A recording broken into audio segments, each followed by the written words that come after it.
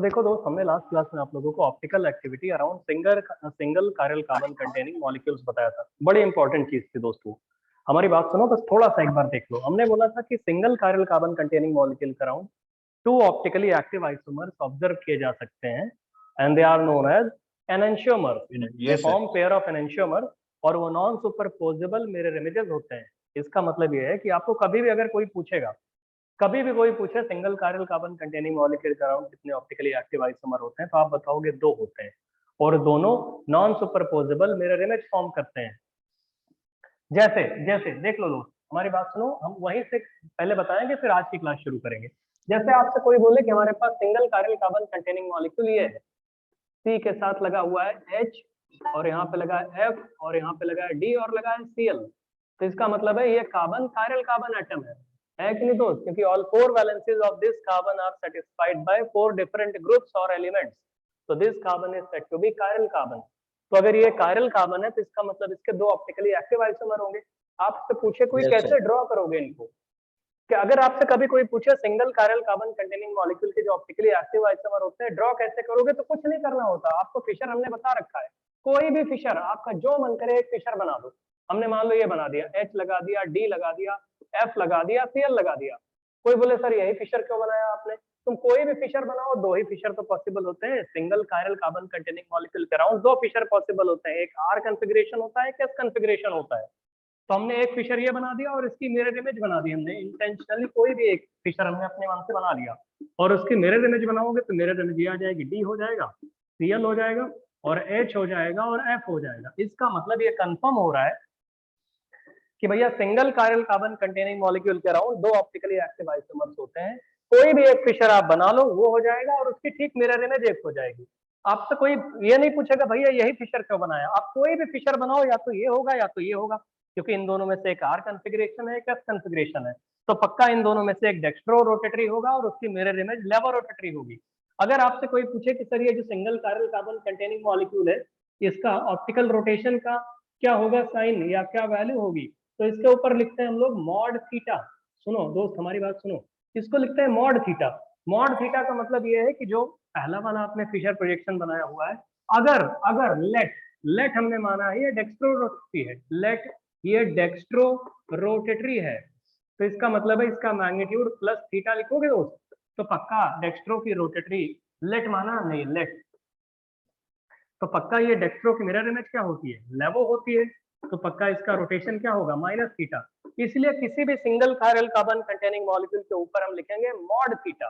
तो mod theta सिर्फ ये इंडिकेट कर रहा है कि जो single chiral carbon containing molecule है उसके अराउंड जो 2 ऑप्टिकली एक्टिव आइसोमर्स होते हैं उनमें एक का रोटेशन प्लस थीटा होगा, एक का रोटेशन माइनस थीटा होगा, क्योंकि डेक्स्ट्रो की मिरर इमेज लेवो होती है। अगर इसको लेवो माना होगा तो ये डेक्स्ट्रो हो जाएगी। तो कोई भी आज के बाद single chiral carbon containing molecule होगा, रादर कोई भी कायरल कार्बन कंटेनिंग मॉलिक्यूल होगा, तो उस कायरल कार्बन पे हम लोग लिखेंगे मॉड ऑफ थीटा। तो मॉड ऑफ थीटा का मतलब है कि single chiral carbon containing molecule के अराउंड 2 ऑप्टिकली एक्टिव आइसोमर होते हैं, तो एक हो जाएगा प्लस थीटा, एक हो जाएगा माइनस थीटा। अब ठीक है, प्लस थीटा का मतलब R नहीं होता, प्लस थीटा का मतलब S नहीं होता, ये भी हम आपको बता चुके हैं। R और S के थ्योरेटिकल कॉन्फ़िगरेशन होते हैं और थ्योरेटिकल कॉन्फ़िगरेशन जस्ट टू बताने के लिए कि भाई एक डेक्स्ट्रो होगा तो एक लेवो होगा, R वाला डेक्स्ट्रो भी हो सकता है, R वाला लेवो भी हो सकता है। समझ में आ रहा है दोस्त इतना? बताओ भैया। यस। तो ये हमने आपको बता दिया है। तो अगर आपसे स्कूल में पूछे या एग्जाम में कभी कहीं पे कोई और पूछे कि single chiral carbon containing molecule के अराउंड कितने ऑप्टिकली एक्टिव आइसोमर होते हैं, तो आप बोलोगे 2 ऑप्टिकली एक्टिव आइसोमर होते हैं। कोई भी आपके मन में फिशर आ रहा है बना लो वर्टिकल लाइन ऐसे, हॉरिजॉन्टल वर्टिकल लाइन, और उसकी मिरर इमेज लिख दो, बोल दो यही दोनों होंगे। वो कुछ भी क्रॉस चेक करके देखेगा तो पक्का एक R आएगा एक S आएगा, ऑटोमेटिकली R की मिरर इमेज S होती है, S की मिरर इमेज R होती है, तो पक्का इनमें से एक डेक्स्ट्रो होगा एक लेवो होगा, क्योंकि थ्योरेटिकली भी single chiral carbon containing molecule के अराउंड सिर्फ 2 डिफरेंट कॉन्फ़िगरेशंस पॉसिबल होते हैं, एक R होता है एक S होता है। तो प्रैक्टिकली आपको क्या पता है, एक डेक्स्ट्रो होता है एक लेवो होता है, तो पक्का R वाला अगर डेक्स्ट्रो है तो S वाला लेवो हो जाएगा, R वाला लेवो है तो S वाला डेक्स्ट्रो हो जाएगा। ठीक है दोस्त, सिंगल कायरल कार्बन कंटेनिंग के ऊपर मॉड थीटा लिखने का ट्रेंड ये होता है कि भैया जो एक डेक्स्ट्रो वाला होगा उसका प्लस थीटा रोटेशन होगा क्लॉकवाइज, और लेवो वाला जो होगा उसका माइनस होगा। और लेट करके क्या लिखा है कि हमें एक्चुअली थोड़ी पता है कि ये डेक्स्ट्रो है लेवो है। डेक्स्ट्रो और लेवो बताने का सिर्फ एक तरीका होता है कि पोलरीमीटर ट्यूब में वो सब्सटेंस या मॉलिक्यूल रख दो और प्लेन पोलराइज लाइट पास कराओ। अगर plane polarize light clockwise deflect हो गई तो डेक्स्ट्रो, एंटी क्लॉकवाइज डिफ्लेक्ट हो गई तो लेवो। अब थेरेटिकली आपको बताने के लिए हमने आरएस बताया, तो अगर आपने लेट एक को डेक्स्ट्रो माना है तो दूसरा वाला पक्का लेवो हो जाएगा। इतनी बातें क्लियर हो गई दोस्त? Yes, sir. Yes, sir. चलिए शुरू करिए, हेडिंग लिखिए optical activity around, optical activity around, ठीक है सही दिख रहा है, जाओ। Optical activity around two distinct chiral carbon containing molecule. Optical activity आज की हेडिंग है ये, optical activity around, optical activity around two distinct, distinct है ना, two distinct chiral carbon containing molecule, two distinct chiral carbon containing molecule, optical activity around two distinct chiral carbon containing molecule। अगर आप इनके around देखना चाह रहे हो, दो distinct chiral carbon containing molecule के अराउंड। अभी इनका एक फॉर्मूला भी बताएंगे, एक फॉर्मूला होता है बड़ा सिंपल सा, देखो हम डायरेक्टली फॉर्मूला बता सकते थे लेकिन प्रूफ दे रहे हैं पहले, फिर फॉर्मूला बाद में बताएंगे। दो distinct chiral carbon containing molecule के अराउंड ऑप्टिकल एक्टिविटी चेक करनी है आपको। तो लिखिए एग्जांपल, फॉर एग्जांपल, एग्जांपल से समझाएंगे। सपोज करो, ये कॉपी कर लिया भैया, optical activity around two distinct chiral carbon containing molecule. Yes, sir. बताओ दो। Yes, sir. Yes, sir. अब चलिए लिखिए जरा एग्जांपल, लिखिए जरा एग्जांपल लिखो। For example, for example optical isomers of, for example optical isomers of, for example optical isomers of 2,3-dibromopentane, for example optical isomers of 2,3-dibromopentane, 2,3-dibromopentane, for example optical isomers of 2,3-dibromopentane, है ना भैया। तो 2,3-dibromopentane बनाते कैसे हो दोस्त? अरे ऐसे लिखते हो CH3। फॉर एग्जांपल हम आपको बता रहे हैं 2,3-dibromopentane, तो 2,3-dibromopentane कैसे बनाओगे? एक बीआर यहाँ पे लगा दोगे, एक बीआर यहाँ पे लगा दोगे, तो ये हो गया 2,3-dibromopentane, है दोस्त? दिख रहा है भैया? Yes, sir. Yes, तो sir. 2,3-dibromopentane के अराउंड हम ऑप्टिकल एक्टिविटी बताना चाह रहे हैं। मेरे दोस्त एक बात बताओ, इस वाले कार्बन को जरा ध्यान से देखिए, इस वाले कार्बन को, 2 वाले कार्बन को, तो 2 वाले कार्बन पे देखोगे इसके 4 डिफरेंट ग्रुप्स लगे हैं, इसकी 4 वैलेंसीज सेटिस्फाई है डिफरेंट एलिमेंट से, एक मिथाइल है, एक H है, एक ब्रोमीन है और एक इतना बड़ा सा ग्रुप है। तो क्या ये वाला कार्बन कायरल कार्बन कहलाएगा? Yes. बताओ दोस्त। Yes, sir. Yes, sir. भाई if all 4 valencies of carbon are satisfied by different groups or elements, so this carbon is said to be chiral carbon। तो ये कार्बन chiral कार्बन होगा। और मेरे दोस्त जरा इस वाले कार्बन पे आओ, इस वाले कार्बन पे आओगे तो भैया एक हाइड्रोजन है, इस कार्बन की 4 वैलेंसीज में से एक वैलेंसी सेटिस्फाई हाइड्रोजन से, एक ब्रोमीन से और एक इतने बड़े ग्रुप से सेटिस्फाई है और एक इथाइल से सेटिस्फाई है। तो क्या ये वाला कार्बन भी chiral कार्बन होगा दोस्त? Yes, sir. ट्रिक हमने बना दिया, तो हमने ये बोला है कि 2 different chiral carbon containing molecule या 2 distinct chiral carbon containing molecule.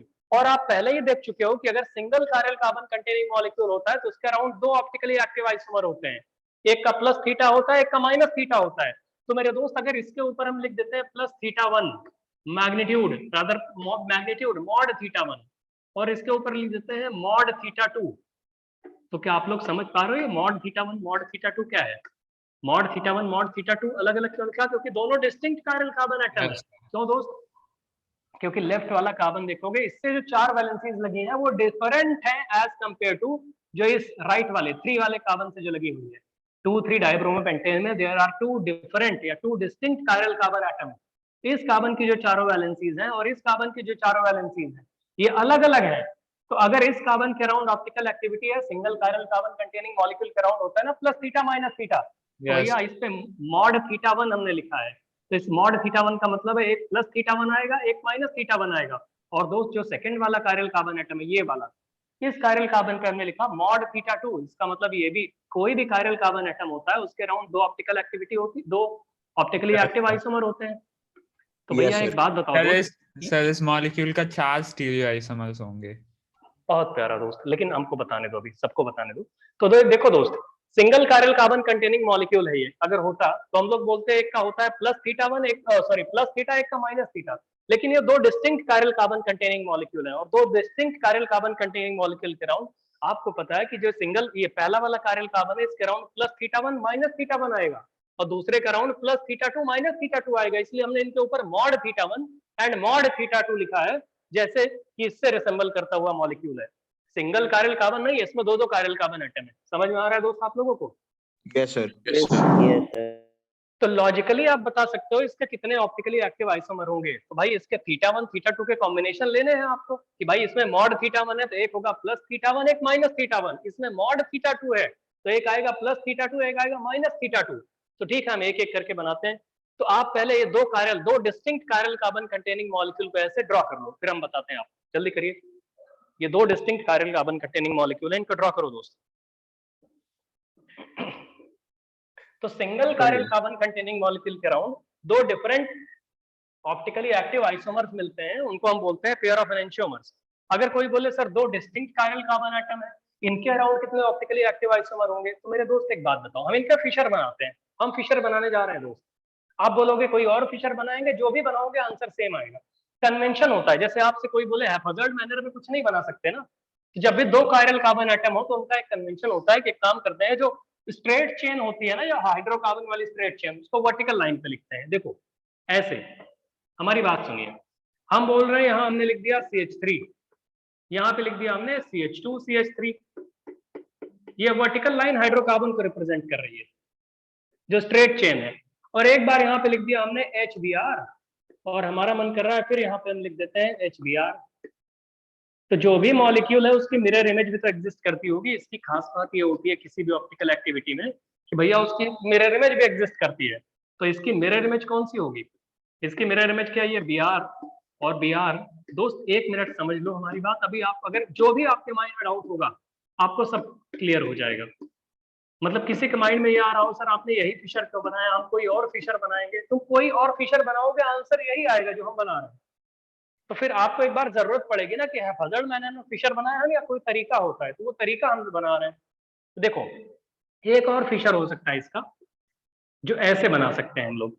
यहाँ पे लिख सकते हैं ऊपर CH3 और यहाँ पे लिख सकते हैं Br, यहाँ पे H और यहाँ पे H और यहाँ पे Br, और यहाँ पे नीचे लिख सकते हैं CH2 CH3। सिमिलरली अगर ये आपने बनाया तो उसका मिरर इमेज भी एग्जिस्ट करता होगा। तो मिरर इमेज एग्जिस्ट करता होगा तो उसमें भी क्या लिखेंगे? CH3 और यहाँ पे H और Br, उसकी इमीडिएट मिरर इमेज की बात कर रहे हैं दोस्त। और यहाँ पे Br और H और यहाँ पे CH2 CH3। पहले हमारी बात सुनिए, यही चार ऑप्टिकली एक्टिव यही चार आइसोमर इसके बनेंगे। आप सोच रहे होगे सर हम कोई और फिशर बना दें। भाई जो भी बनाओगे इन्हीं चारों में से एक रिपीट करेगा, इन्हीं चारों में से एक रिपीट करेगा दोस्त। तो इसलिए हमने ये चार बनाए। अभी आपका अगर डाउट होगा कि हम कोई और फिशर बनाए, कोई और तरीके बनाने की कोशिश करोगे, आंसर सेम ही आने वाला है, इन्हीं चारों का रिपीटिशन होगा। तो हम पहले बता देते हैं, फिर देखो जिससे आपको लगे कि अगर दो कायरल कार्बन है, अभी हम आगे तीन तीन कायरल कार्बन देंगे, एक स्ट्रेट चेन कार्बन के देंगे, उसमें ये सब्स्टिट्यूएंट लगाते रहेंगे। जैसे यहाँ पे सब्स्टिट्यूएंट हमने ब्रोमीन लगाया है, क्लोरीन लगाएंगे, आयोडीन लगाएंगे। तो आप सोचोगे सब्स्टिट्यूएंट को कहाँ पे रखें, तो हम ये बोलेंगे जो कार्बन की चेन होती है 1 2 3 4 ऐसे कार्बन, जैसे हमने 2 3 डाइब्रोमोपेंटेन लिखा हुआ है, उसको वर्टिकल ऐसे ड्रॉ कर दो, वर्टिकल लाइन फिशर प्रोजेक्शन में। एक कन्वेंशन तो अडॉप्ट करना ही पड़ेगा, ये कहीं लिखा नहीं होता, ये हम बता रहे हैं प्रैक्टिस से, आप लोग को भी प्रैक्टिस करनी पड़ेगी। तो क्या होगा भाई, बाकी जो सब्स्टिट्यूएंट होते हैं उनको हॉरिजॉन्टल लाइन पे लगाते हैं। तो हॉरिजॉन्टल लाइन पे सब्स्टिट्यूएंट जितने तरीके लगा सकते हो उतने ही आइसोमर बनेंगे। तो यहाँ पे सब्स्टिट्यूएंट क्या है? H और Br। यहाँ पे क्या है? H और Br। तो इनकी चार पॉसिबिलिटीज बनाई है। If an attempt is made to draw another Fisher projection of this molecule, you'll get repeated one। इन्हीं चारों में से आपको repeated one मिलेंगे, रिपीट करेगा कोई ना कोई स्ट्रक्चर। ठीक है दोस्त, इतना समझ में आ रहा है चार वाले? Yes, sir. Yes, sir. अच्छा चलिए ठीक है। आपने ये समझ लिया कि भैया ये कायरल कार्बन एटम डिस्टिंक्ट है, ये वाला कायरल कार्बन एटम डिस्टिंक्ट है, दोनों डिफरेंट है क्योंकि इनके जो चार वैलेंसीज हैं वो अलग अलग हैं। तो ठीक है, इसका ऑप्टिकल रोटेशन कोई plus theta one minus theta one होगा, इसके अराउंड ऑप्टिकल रोटेशन कोई plus theta two minus theta two होगा। तो हमने mod theta one and mod theta two करके लिख दिया उनको। अब देखो दोस्त, सपोज करिए आपने ये पहला वाला स्ट्रक्चर बनाया, पहले हम बता देते हैं आपको। कोई बोले सर इसमें बताओ RS कॉन्फ़िगरेशन किसका होगा, ये R है या S है? तो हमारे दोस्त एक बात सुनो भैया, RS हमको बता दो तो हम एक बार बता देंगे कि R या S में से क्या होने वाला है। चलो ये पहला वाला बताओ, R है या S है? अगर आप हमको बताओगे तभी तो कर पाएंगे। बताओ दोस्त, R है या S है? नहीं बताओगे? फर्स्ट वाला। अबे भाई तुम लोग बहुत ड्रामा करते हो। देखो हम बताते हैं, अरे ब्रोमीन को प्रायोरिटी 1 दोगे, इस बड़े ग्रुप को, अच्छा सुनो तो, जब इस मिडिल वाले के अराउंड आपको निकालना हो तो आप करो ब्रोमीन को नंबर 1 दोगे, और इस बड़े से ग्रुप को, ये जो नीचे लिखा है, इसको नंबर 2 दे देना, क्योंकि बड़ा सा है ना, आप प्रायोरिटी वाइज देखोगे। तो भैया इसे 1, इसे 2, और ऊपर मिथाइल को 3, तो 1 से 2 ये जा रहा है क्लॉकवाइज, लेकिन एच हॉरिजॉन्टल लाइन पे है, तो एंटी क्लॉकवाइज एस आएगा। क्या Yes. समझ में आ रहा है? S, Yes, sir. Yes, sir. ये एस आएगा। और नीचे वाला जब कैलकुलेट करोगे ना भैया, तो ब्रोमीन को 1 हो गया, और इस बड़े ग्रुप को 2 हो गया, और इथाइल को 3, तो एंटी क्लॉकवाइज आओगे, लेकिन फिर एच हॉरिजॉन्टल लाइन पे, इसलिए आर हो जाएगा। फिर एस और आर आएगा। क्या आप लोगों को समझ में आ रहा है एस और R? Yes, sir. Yes, sir. Yes. S और आर आ गया। मान लेते हैं एस का मतलब एंटी क्लॉकवाइज, जो कि पहले भी जानते हो, और आर का मतलब होता है क्लॉकवाइज, ऐसे। अब इसमें वैसे हम आपको पहले क्लियर करना चाहते हैं, एस का मतलब सिर्फ एंटी क्लॉकवाइज डायरेक्शन होती है सिनिस्टर का मतलब, लेकिन उसका मतलब ये नहीं होता कि वो लैवो रोटेटरी है। हमने जस्ट एक यहाँ पे question solving point of view से एक बार अज्यूम तो करना ही पड़ेगा कुछ। तो हम मान लेते हैं एस का मतलब एंटी क्लॉकवाइज, एस का मतलब है कोई थीटा, वो थीटा माइनस वाला एंगल। तो मेरे भाई एक बात बताओ, क्या हम इस जगह पे इसको अज्यूम करके एक को माइनस थीटा 1 लिख सकते हैं और यहाँ पे प्लस थीटा 2 लिख सकते हैं? बताओ दोस्त। अरे माइनस Yes, थीटा sir. 1 और Yes. प्लस थीटा 2, तो इस पूरे मॉलिक्यूल का ऑप्टिकल रोटेशन कितना आने वाला है? क्या माइनस थीटा 1 प्लस थीटा 2 यही आएगा? Yes, sir. Net Yes. rotation 0 होगा sir. जीरो कैसे होगा? अबे दोनों इक्वल थोड़ी है। हाँ, yes. प्लस थीटा 1 और ये प्लस थीटा 2 और माइनस थीटा 1 आएगा दोस्त, क्योंकि दोनों डिस्टिंक्ट कायरल कार्बन एटम है। मेरे दोस्त एक बात बताओ, ये ऑप्टिकली एक्टिव मॉलिक्यूल होगा दोस्त, क्यों? क्योंकि इसमें प्लस थीटा 1 और ये सॉरी थीटा 2 जो लिखा हुआ है। Yes, sir. तो अगर ये डेक्स्ट्रो रोटेटरी है एक, तो दूसरा वाला लेवो रोटेटरी आ रहा है। तो अगर आपने लेवो रोटेटरी को माइनस मान लिया, डेक्स्ट्रो को प्लस मान लिया, अज्यूम कर लो, ठीक है, किसी ना किसी को एक बार तो मानना ही पड़ेगा। तो इसका आ जाएगा माइनस थीटा 1, कार्बन नंबर 2 पे नेगेटिव आ रहा है, मतलब थीटा 1 वाली जगह पे नेगेटिव वाला रखना है, माइनस थीटा 1, और नीचे कार्बन नंबर 3 पे क्या आ रहा है? क्लॉकवाइज आ रहा है, मतलब थीटा 2 हो गया। और दोस्त इसकी मिरर इमेज जो आने वाली है, पक्का, अरे इसकी मिरर इमेज का प्लस थीटा 1 और माइनस थीटा 2 आ जाएगी। Yes, sir. Yes, sir. Plus theta 1 and minus theta 2 ये आएगा दोस्त इसकी मिरर इमेज।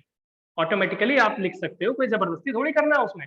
अरे किसी की भी मिरर, आपको पता है लेफ्ट हैंड की मिरर इमेज राइट आती है, प्लस की मिरर इमेज माइनस आएगी। तो दोस्त इसमें अगर ये माइनस थीटा 1 प्लस थीटा 2 है, तो पक्का उसकी mirror image theta 1 minus theta 2 हो जाएगी। मतलब ये ऑटोमेटिकली, अगर आप देखना चाहते हो, इनके कॉन्फ़िगरेशंस भी बदल जाएंगे। वो एस आर है तो क्या ये आर एस हो जाएगा? Yes, बताओ sir. दोस्त। Yes, sir. अगर वो एस आर है तो ये आर एस हो जाएगा, मतलब ऊपर वाला क्लॉकवाइज हो जाएगा, नीचे वाला एंटी क्लॉकवाइज हो जाएगा। ये कहना चाह रहे हैं हम। आर और एस कॉन्फ़िगरेशन के हिसाब से हम थीटा 1 थीटा 2 बना देते हैं। और दोस्त ऐसे ही अगर आप थर्ड वाले मॉलिक्यूल में निकालोगे, थर्ड वाले मॉलिक्यूल में, R. R. तो थर्ड वाले मॉलिक्यूल में करोगे अगर, तो ये लोग बता रहे हैं कि सर ये आर आने वाला है, ये लोग बता रहे हैं। और दोस्त हम बता दें ये क्या आएगा, कि ये लोग एकदम सही बता रहे हैं। और दूसरा वाला जो आएगा वो क्या आएगा भैया? एस Sir, आएगा, R. Sorry S. आर आएगा, आर आएगा, R. आर आएगा, एस नहीं आएगा, आर आएगा। Yes. और सिमिलरली लास्ट में जब आओगे इस पे, तो आर की mirror image S S Then आएगी, SS. Yes. एस और एस होगी। तो हम प्रूफ दे रहे हैं आपको फिशर से। तो मेरे दोस्त एक बात बताओ, आर का मतलब क्लॉकवाइज, आर का मतलब क्लॉकवाइज, तो क्या ये प्लस थीटा 1 प्लस थीटा 2 आने वाला है इसका? और उसकी मिरर इमेज Yes. जो आने वाली है वो क्या होगी? माइनस थीटा 1 माइनस थीटा 2, क्योंकि प्लस की मिरर इमेज माइनस ही होती है। तो क्या ये चार डिस्टिंक्ट कायरल कार्बन कंटेनिंग, चार डिस्टिंक्ट ऑप्टिकली एक्टिव मॉलिक्यूल्स मिल गए? किसी का थीटा 0 नहीं है ओवरऑल रोटेशन, क्योंकि थीटा 1 इक्वल टू थीटा 2 थोड़ी है, क्योंकि ये दोनों dissymmetrical, rather distinct chiral carbon containing molecules हैं। दोनों कायरल कार्बन सेम है, all four valencies of this carbon are different as compare to all four valencies of this carbon. तो जब ऑल फोर वैलेंसीज डिफरेंट है, तो theta 1 theta 2 की value same थोड़ी हो सकती है। तो पहले वाले में माइनस थीटा 1 प्लस थीटा 2, दूसरे में थीटा 1 माइनस थीटा 2, तीसरे में थीटा 1 प्लस थीटा 2, और लास्ट में माइनस थीटा 1 माइनस थीटा 2। तो यही तो आएगा। हमने क्या माना है? आर का मतलब क्लॉकवाइज मान लिया है इस क्वेश्चन को सॉल्व करने के लिए। ऐसे ही किसी को भी मान सकते हो, तो एक बार माइनस, किसी एक बार तो अज्यूम करना ही पड़ेगा। तो क्या ये एंगल ऑफ रोटेशन आपको समझ में आ रहा है दोस्त सबको? बता दो भैया, अब ये नहीं समझोगे Yes, कैसे चलेगा? Yes, sir. -θ1 और -θ2, इसका मतलब ये है, यहाँ पे क्या आ गया था, ठीक है वो समझ गए। हाँ, तो आप लोगों को ये हम बता रहे हैं कि भैया इस कायरल कार्बन के अराउंड कैसे ऑप्टिकल एक्टिविटी देखी जाती है θ1 θ2 करके। मतलब सिंगल कायरल कार्बन एटम के अराउंड आपको पता है दो ऑप्टिकली एक्टिव आइसोमर होते हैं, एक प्लस थीटा एक माइनस थीटा। ये दो distinct chiral carbon containing molecule है, एक है प्लस θ1 माइनस θ1, दूसरा है प्लस θ2 माइनस θ2। तो हमने इन चार को ड्रॉ कर दिया और यही चार होते हैं, इसका मतलब दो distinct chiral carbon containing molecule के around only 4 optically active isomers are observed, दो डिस्टिंक्ट। अब लोगों के मन में जो डाउट था कि सर हमको लग रहा है हम कोई और बना सकते हैं, हमने बोला था अगर आप अटेम्प्ट करोगे कोई भी फिशर बनाने का, जैसे तुम्हारे मन में डाउट हो कि सर ने तो यही बनाया है, हमको लग रहा है कोई और बनेगा, तुम कुछ भी बना लो, इन्हीं में से कोई आंसर आएगा। जैसे जैसे फिशर बनाओगे दो कायरल कार्बन का, हम आपसे कह दें लो ये फिशर बना लो, तुम्हारा जो मन करे लो, ऊपर Br लगा दिया, आपका मन करे और कुछ, लेकिन देखना मॉलिक्यूल ना बदल जाए, मॉलिक्यूल 2,3 डाइब्रोमो पेंटेन ही रहना चाहिए। आप बोलोगे हमने यहाँ Br लगा दिया, हमारा मन कर रहा है हम यहाँ पे CH3 लगा देंगे, हमें कोई प्रॉब्लम नहीं, आप यहाँ पे H लगा दो, आपका मन करे हमें लग रहा है हम यहाँ पे ब्रोमीन लगा देंगे इस जगह पे, कोई बोले हम यहाँ पे इथाइल लगा देंगे CH2 CH3, और आप में से कोई बोले कि हम भैया यहाँ पे आके H लगा देंगे, मॉलिक्यूल अभी भी 2,3 डाइब्रोमो पेंटेन ही है। अब एक काम करो, हम बोल रहे हैं ये जो मॉलिक्यूल आपने बनाया है उन्हीं चारों में से कोई होगा, मतलब हम आपको प्रूफ देना चाहते हैं कि two distinct chiral carbon containing molecule के अराउंड ओनली 2 ऑप्टिकली एक्टिव और other 4 optically active isomers are observed. उनके ऑप्टिकल रोटेशन ये होते हैं -θ1 plus θ2 plus θ1 plus θ2 minus θ1 minus θ2 and -θ1 minus θ2, क्योंकि चार ही तो पॉसिबल है, अरे वही θ1 θ2 के चार पॉसिबल कॉम्बिनेशंस की बात कर रहे हैं। अगर आपसे कोई बोले हमने कोई ऐसे बना लिया अपने मन से, ये तुम भी अपने मन से कुछ भी बना लो, देखोगे इन्हीं में से कोई रिपीट करेगा, जानते हो क्यों? अब इस कार्बन के अराउंड या तो R आएगा या तो S आएगा, इस कार्बन के अराउंड भी या तो R कॉन्फ़िगरेशन आएगा या तो S कॉन्फ़िगरेशन आएगा, वो हम पहले ही काउंट कर चुके हैं, क्योंकि single chiral carbon containing molecule के अराउंड दो ही कॉन्फ़िगरेशन पॉसिबल है, या तो R या तो S या तो डेक्स्ट्रो या तो लेवो, तो वो चारों में यही तो कॉपी कर चुके हैं, या तो R होगा या तो S होगा, देखो किसी में जरूर है, और यहाँ भी R होगा या तो S होगा, देखो किसी में जरूर है। तो इसका मतलब है कि two distinct chiral carbon containing molecule के अराउंड भैया आपको टू डिस्टिंक्ट, हम बार बार वर्ड फोर्स एम्फसाइज कर रहे हैं उस पे, two distinct chiral carbon containing molecule के around 4 optically active isomers are observed. समझ में आ गया दोस्त? ये वाला Yes, मॉलिक्यूल जो, बताओ भैया सबको समझ में आ रहा है? Yes, Yes, sir. अच्छा, इन मॉलिक्यूल्स का अगर कोई नाम बोले, जैसे हम पहले वाले का नाम बता देते हैं 1, देखो 1, दूसरे वाले का नाम कोई बोले हम इसका रख देते हैं नाम 2, ऐसे बड़ा बड़ा 1 2, थर्ड वाले का नाम रख देते हैं हम 3, ऐसे 3, और फोर्थ वाले का नाम रख देते हैं हम 4, मतलब ऐसे, ये रोमन न्यूमेरल से हमने 1 2 3 4 लिख दिया। तो मेरे दोस्त एक बात बताओ भैया, ये 1 2 और ये कैसे रिलेट कर सकते हो 1 और 2 को? क्या 1 और 2 एनेंटियोमर कहे जाएंगे?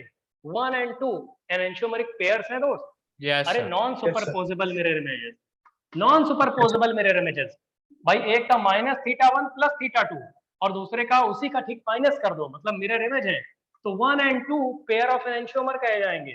सिमिलरली 3 और 4 भी पेयर ऑफ एनेंटियोमर कहे जाएंगे। तो इसका मतलब है कि two distinct chiral carbon containing molecule के around there are 4 optically active isomers और 2 पेयर ऑफ एनेंटियोमर्स। दो पेयर ऑफ एनेंटियोमर होते हैं, जैसे 1 एंड 2 एक पेयर बनाएंगे और दूसरा होता है 3 एंड 4। इतना कॉपी कर रहे हो भैया? कॉपी करोगे? yes, sir. जल्दी कॉपी करो फिर बताते हैं। सर अगर यहाँ पर सिमेट्रिकल चेन होती, मतलब अगर सिर्फ 4 कार्बन एटम्स की चेन होती तो θ1 और θ2 इक्वल होते। हाँ, तब इथाइल नहीं, आप मिथाइल लगा देते हैं ना भैया। यस सर, वो समझ गया सर, बस ये पूछ रहा था तब उस केस में θ1 और θ2 बस इक्वल होते हैं। इक्वल हो जाएंगे तो ये जीरो ऑप्टिकल, अभी पढ़ा रहे हैं ना उसको, इसके बाद पढ़ाएंगे ना उसे, अच्छा घबराओ नहीं, अभी बता रहे हैं, सही सोच रहे हो, अभी आगे बताते हैं उसको। इतना कॉपी कर लो भैया सब लोग, जल्दी कॉपी करो।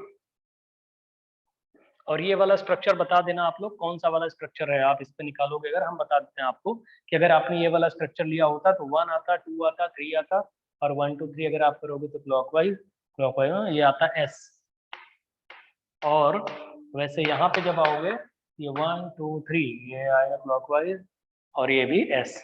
तो इसका मतलब ये जो स्ट्रक्चर हमने बनाया है स्ट्रक्चर नंबर 4 आता है, 4 वाला रिपीटेड है ये। अगर आप ऐसा कोई ट्राई करोगे कि नहीं हम और कोई फिशर बनाएंगे, मतलब हमने बोला है कि दो डिस्टिंक्ट कायरल कार्बन एटम हो उनका फिशर बनाना है। जैसे हमने आपको बोला था सिंगल कायरल कार्बन एटम होता और उसको आपको प्रूव करना होता दो ऑप्टिकली एक्टिव आइसोमर, तो कोई भी एक फिशर बना लो, उसकी मिरर इमेज बना लो, क्योंकि single chiral carbon containing molecule के अराउंड या तो आर होगा या तो एस होगा, वही डेक्स्ट्रो या तो लेवो होता है। अगर more than one chiral carbon containing molecule है तो थीटा 1 थीटा 2 का मॉड आएगा। तो उन्हीं की चार पॉसिबिलिटीज होती है, -θ1 + θ2 + θ1 - θ2, θ1 θ2 और -θ1 - θ2। तो वही चार हमने बना दिए। अगर आप कोई और अपने तरीके बनाने की कोशिश करोगे तो इन्हीं चारों में से रिपीट करेगा। इतना बना लो आप जल्दी से, फिर हम लिखवाएं। कॉपी कर लिया भैया? Yes. Yes, sir. Yes, sir. तो अपनी कॉपी में लिखना शुरू करो। ऐसे लिखना 2 की पावर 2 = 4, ऐसे लिखना 2 to the power 2 = 4। अरे मतलब ठीक है जानते हो तुम लोग, लेकिन फिर भी लिखो 2 to the power 2 = 4 optically active isomers. 2 to the power 2 = 4, 2 to the power 2 = 4 optically active isomers are observed। 2 to the power 2 = 4 optically active isomers are observed around two distinct chiral carbon containing molecule। 2 to the power 2 = 4 optically active isomers are observed around 2 to the power 2 = 4 optically active isomers are observed। लिखे भैया? 2 to the power 2 = 4 optically active isomers are observed around two distinct chiral carbon containing molecule। दो distinct chiral carbon containing molecule है तो चार optically active isomers आएंगे, ये बताना चाह रहे हैं। और उनके फिशर कैसे बनाओगे? हमने आपको सिंगल कायरल कार्बन देके फिशर बनाना बता दिया था, तो आप पहले इतना लिख लो, ये भाई एग्जाम में आईआईटी में या किसी भी स्कूल में आपके उसमें पूछा जा सकता है। 2 to the power 2 = 4 optically active isomers are observed around two distinct कार्य, डिस्टिंक्ट जरूर, डिस्टिंक्ट पे एम्फसाइज करना, बोल्ड में कर लेना जो भी चाहते हो आप। 2 to the power 2 = 4 optically active isomers are observed around two distinct chiral carbon containing molecule। पहली पॉइंट क्लियर हो गया दोस्तों? Yes, sir. Yes. और ये लिख लिया, ये θ1 θ2 ये सब कॉम्बिनेशन बना चुके हो? yes, Yes, yes, sir. अब उसमें लिखिए पेयर ऑफ एनेंशियोमर्स, हेडिंग लिखो वहीं पे, उसी के नीचे, अभी खत्म नहीं हुआ वो, उसी में लिखो पेयर ऑफ एनेंशियोमर्स। तो बताए ना, लिखो pair of enantiomers, pair of enantiomers, pair of enantiomers.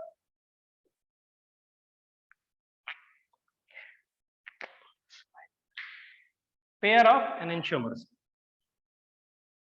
बताया भैया? yes, sir. Yes, sir. Yes. तो पेयर ऑफ एनेंशियोमर्स ये लिखना 1 और 2, ये दोनों पेयर ऑफ एनेंशियोमर्स हैं, पहला पेयर ऐसा सेट बना लो ना। और दूसरा होता है 3 and 4, ये दूसरा पेयर है। ये पेयर ऑफ एनेंशियोमर्स है, एनेंशियोमरिक पेयर्स हैं ये, एनेंशियोमर्स, पेयर ऑफ एनेंशियोमर्स हैं ये। समझ में आ गया दोस्त? Yes, sir. Yes, sir. अच्छा अभी रुक जाओ, अभी रुक जाओ, खत्म नहीं हुआ। हम फिर से एक बार बता देते हैं, अगर दो डिस्टिंक्ट कायरल कार्बन एटम होते हैं तो उनको कैसे ड्रॉ करते हैं। हमने आपको सिंगल कायरल कार्बन के लिए बताया था कि सिंगल कायरल कार्बन एटम है तो कोई भी आपका फिशर बना दो, जो मन करे फिशर बना दो। क्योंकि हम भाई पिछली 2 क्लासेस में बड़ा स्लो पढ़ाए थे और बार बार बताए थे कि फिशर कैसे बनाया जाता है। किसी भी single chiral carbon containing molecule का फिशर बनाते हो तो आपको पता है 2 ही पॉसिबिलिटी है, या तो वो आर आता है या तो एस आता है। तो हमें पता है आर की मिरर इमेजेस आएगी, तो हमने कोई फिशर सिंगल कायरल कार्बन में बना दिया था। लेकिन जब more than one chiral carbon atom होते हैं तो कन्वेंशन ये होता है कि जो हाइड्रोकार्बन की चेन होती है उसको वर्टिकल लाइन पे लगा देते हैं, 1 2 3 4 ऐसे वर्टिकल, और जो सब्स्टिट्यूएंट होते हैं वो हॉरिजॉन्टल लाइन पे लगाते हैं। तो उन्हीं सब्स्टिट्यूएंट की डिफरेंट पोजीशन, कभी लेफ्ट पे, कभी राइट पे, कभी लेफ्ट पे, कभी राइट पे, उसके बेसिस पे ये 4 सब्स्टिट्यूएंट है, इन्हीं को आप फिट करोगे 4 तरीके हो जाएंगे। उसी के अकॉर्डिंग आप आरएस निकाल सकते हो या आपका मन करे θ1 θ2 कर सकते हो।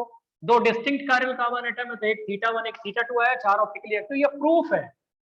रिजल्ट तो यह है कि 2 की power 2 = 4 optically active isomers are observed, और ये प्रूफ है कि एक्चुअली में उनका मैग्नीट्यूड क्या क्या होगा, +θ1 -θ2 -θ1 +θ2 +θ1 +θ2 और -θ1 -θ2। अगर कोई आपने पांचवा बनाने की कोशिश की तो इन्हीं चारों में से एक रिपीट कर जाएगा। तो फिशर प्रोजेक्शन बनाने का हमने ट्रेंड जो बता दिया, वर्टिकल लाइन पे हाइड्रोकार्बन की चेन लगा देते हैं और जो सब्स्टिट्यूएंट होते हैं उनको हॉरिजॉन्टल लाइन पे फिट कर देते हैं। वैसे अभी 3 कारिल कार्बन एटम वाला भी बताएंगे, अभी तो ये 2 डिस्टिंक्ट कारिल कार्बन एटम। अच्छा कोई पूछे, ठीक है सर वो हो गया, आपने बोला 1 and 2 एनेंशियोमर्स है और 3 और 4 एनेंशियोमर्स है। अब आपसे हम पूछते हैं ये 1 और 3 क्या होंगे और 1 और 4 क्या होंगे, सिमिलरली 2 3 क्या होंगे एक दूसरे के, इनमें क्या रिलेशन होगा, क्या रिलेशन होगा, मतलब जैसे रिलेशन क्या होगा भाई। तो रिलेशन बताने के लिए एक नई डेफिनेशन आपको बता रहे हैं। नई डेफिनेशन होती है, देखो नई डेफिनेशन क्या होती है, डायास्टीरियोमर्स, ये लिखो DIA, डायास्टीरियोमर्स, डायास्टीरियोमर्स, DIASTEREO, डायास्टीरियोमर्स, कॉपी किया है? Yes. Yes, sir. डायास्टीरियोमर्स कॉपी करो भैया, डायास्टीरियोमर्स डेफिनेशन बता रहे हैं आपको। एनेंशियोमर की डेफिनेशन तो जानते ही हो ना भैया, एनेंशियोमर का मतलब ये होता है optically active non सुपरपोजेबल mirror images are known as enantiomers, ये जानते हो ना, कहीं पे लिख लो Yes, जरा sir. जब एनेंशियो। अरे Yes. जो लोग भूल चुके हो पिछली क्लास का, रिवाइज नहीं किए हो, बहुत स्लो पढ़ाए थे जानबूझ के हम एक एक पॉइंट। एनेंशियोमर्स क्या होते हैं, ऑप्टिकली एक्टिव नॉन सुपर, लिखो अपनी कॉपी सब लोग लिखो भी कहीं पे, optically active non सुपरपोजेबल mirror images. Enantiomers की डेफिनेशन पहले बता रहे हैं, डायस्टीरियोमर नहीं, एनेंशियोमर्स बता रहे हैं, optically active non सुपरपोजेबल mirror images are known as enantiomers. Enantiomer जो होते हैं optically active non सुपरपोजेबल mirror images, optically active भी होने चाहिए, नॉन सुपरपोजेबल मिरर इमेजेस भी होने चाहिए, तब हम उनको एनेंशियोमर बोलते हैं। ये दोनों ऑप्टिकली एक्टिव हैं और नॉन सुपरपोजेबल हैं। आपको हम फिशर में बता चुके हैं कैसे नॉन सुपरपोजेबल होता है, बताएं कि नहीं बताएं? Yes, sir. Optically active non सुपरपोजेबल mirror images are known as enantiomers. तो optically active non सुपरपोजेबल mirror images are known as enantiomers. Diastereomers में लिखो, बहुत प्रिसाइज डेफिनेशन लिखना भैया, देखो डायास्टीरियोमर्स में लिखो, डायास्टीरियोमर्स की डेफिनेशन लिखना है आपको, स्टीरियोआइसोमर्स, पूरा लिखना, stereoisomers which cannot be related as mirror images, पूरा लिखना, stereoisomers, stereoisomers which cannot be related as mirror images, stereoisomers which cannot be related as mirror images are known as diastereomers. Stereoisomers which cannot be related as mirror images, stereoisomers which cannot be related as mirror images are known as diastereomers. क्या भैया copy? Yes. Stereoisomer, Yes, sir. हाँ, stereoisomers which cannot be related as mirror images are known as diastereomers. स्टीरियोआइसोमर होने चाहिए और वो mirror image नहीं होने चाहिए, समझ में आ रहा है भैया? स्टीरियोआइसोमर होने चाहिए और मिरर इमेज नहीं होने चाहिए। Hello, Yes, sir. Yes, sir. Clear है? Stereoisomers which can not be related as mirror images are known as diastereomers. तो मेरे दोस्त एक बात बताओ, कोई बोले 1 और 2 तो ऑप्टिकली एक्टिव है, नॉन सुपरपोजेबल मिरर इमेजेस है, इसलिए 1 और 2 को बोलते हैं कि they form pair of enantiomer. Similarly 3 and 4 as well form pair of enantiomer. मेरे दोस्त एक बात बताओ, 1 और 3 के बारे में क्या ख्याल है? 1 और 3 Sir, diastereomers. अबे ये डायास्टीरियोमर है, क्यों दोस्त? पहली बात तो ये स्टीरियोआइसोमर है। स्टीरियोआइसोमर किनको बोलते हैं? अरे स्टीरियोआइसोमर में 2-3 चीजें पढ़ाई है, एक तो ज्योमेट्रिकल भी स्टीरियोआइसोमर होते हैं, ऑप्टिकल वाले भी स्टीरियोआइसोमर होते हैं।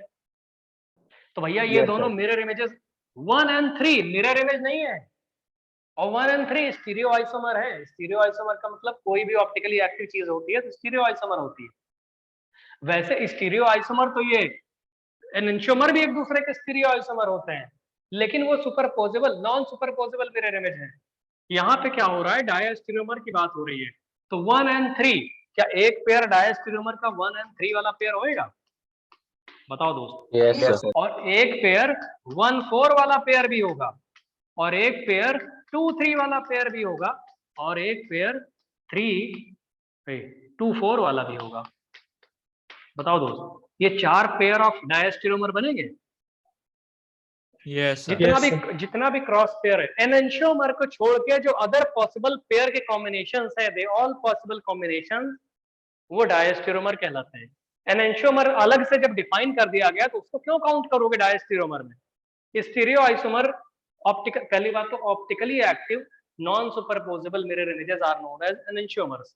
तो आपने बोल दिया 1, 2 और 3, 4 है, लेकिन मेरे दोस्त डायस्टीरियोमर की डेफिनेशन ये होती है कि भैया stereo isomers which can not be related as mirror images. Stereo isomer होने चाहिए और वो मिरर इमेजेस नहीं होने चाहिए।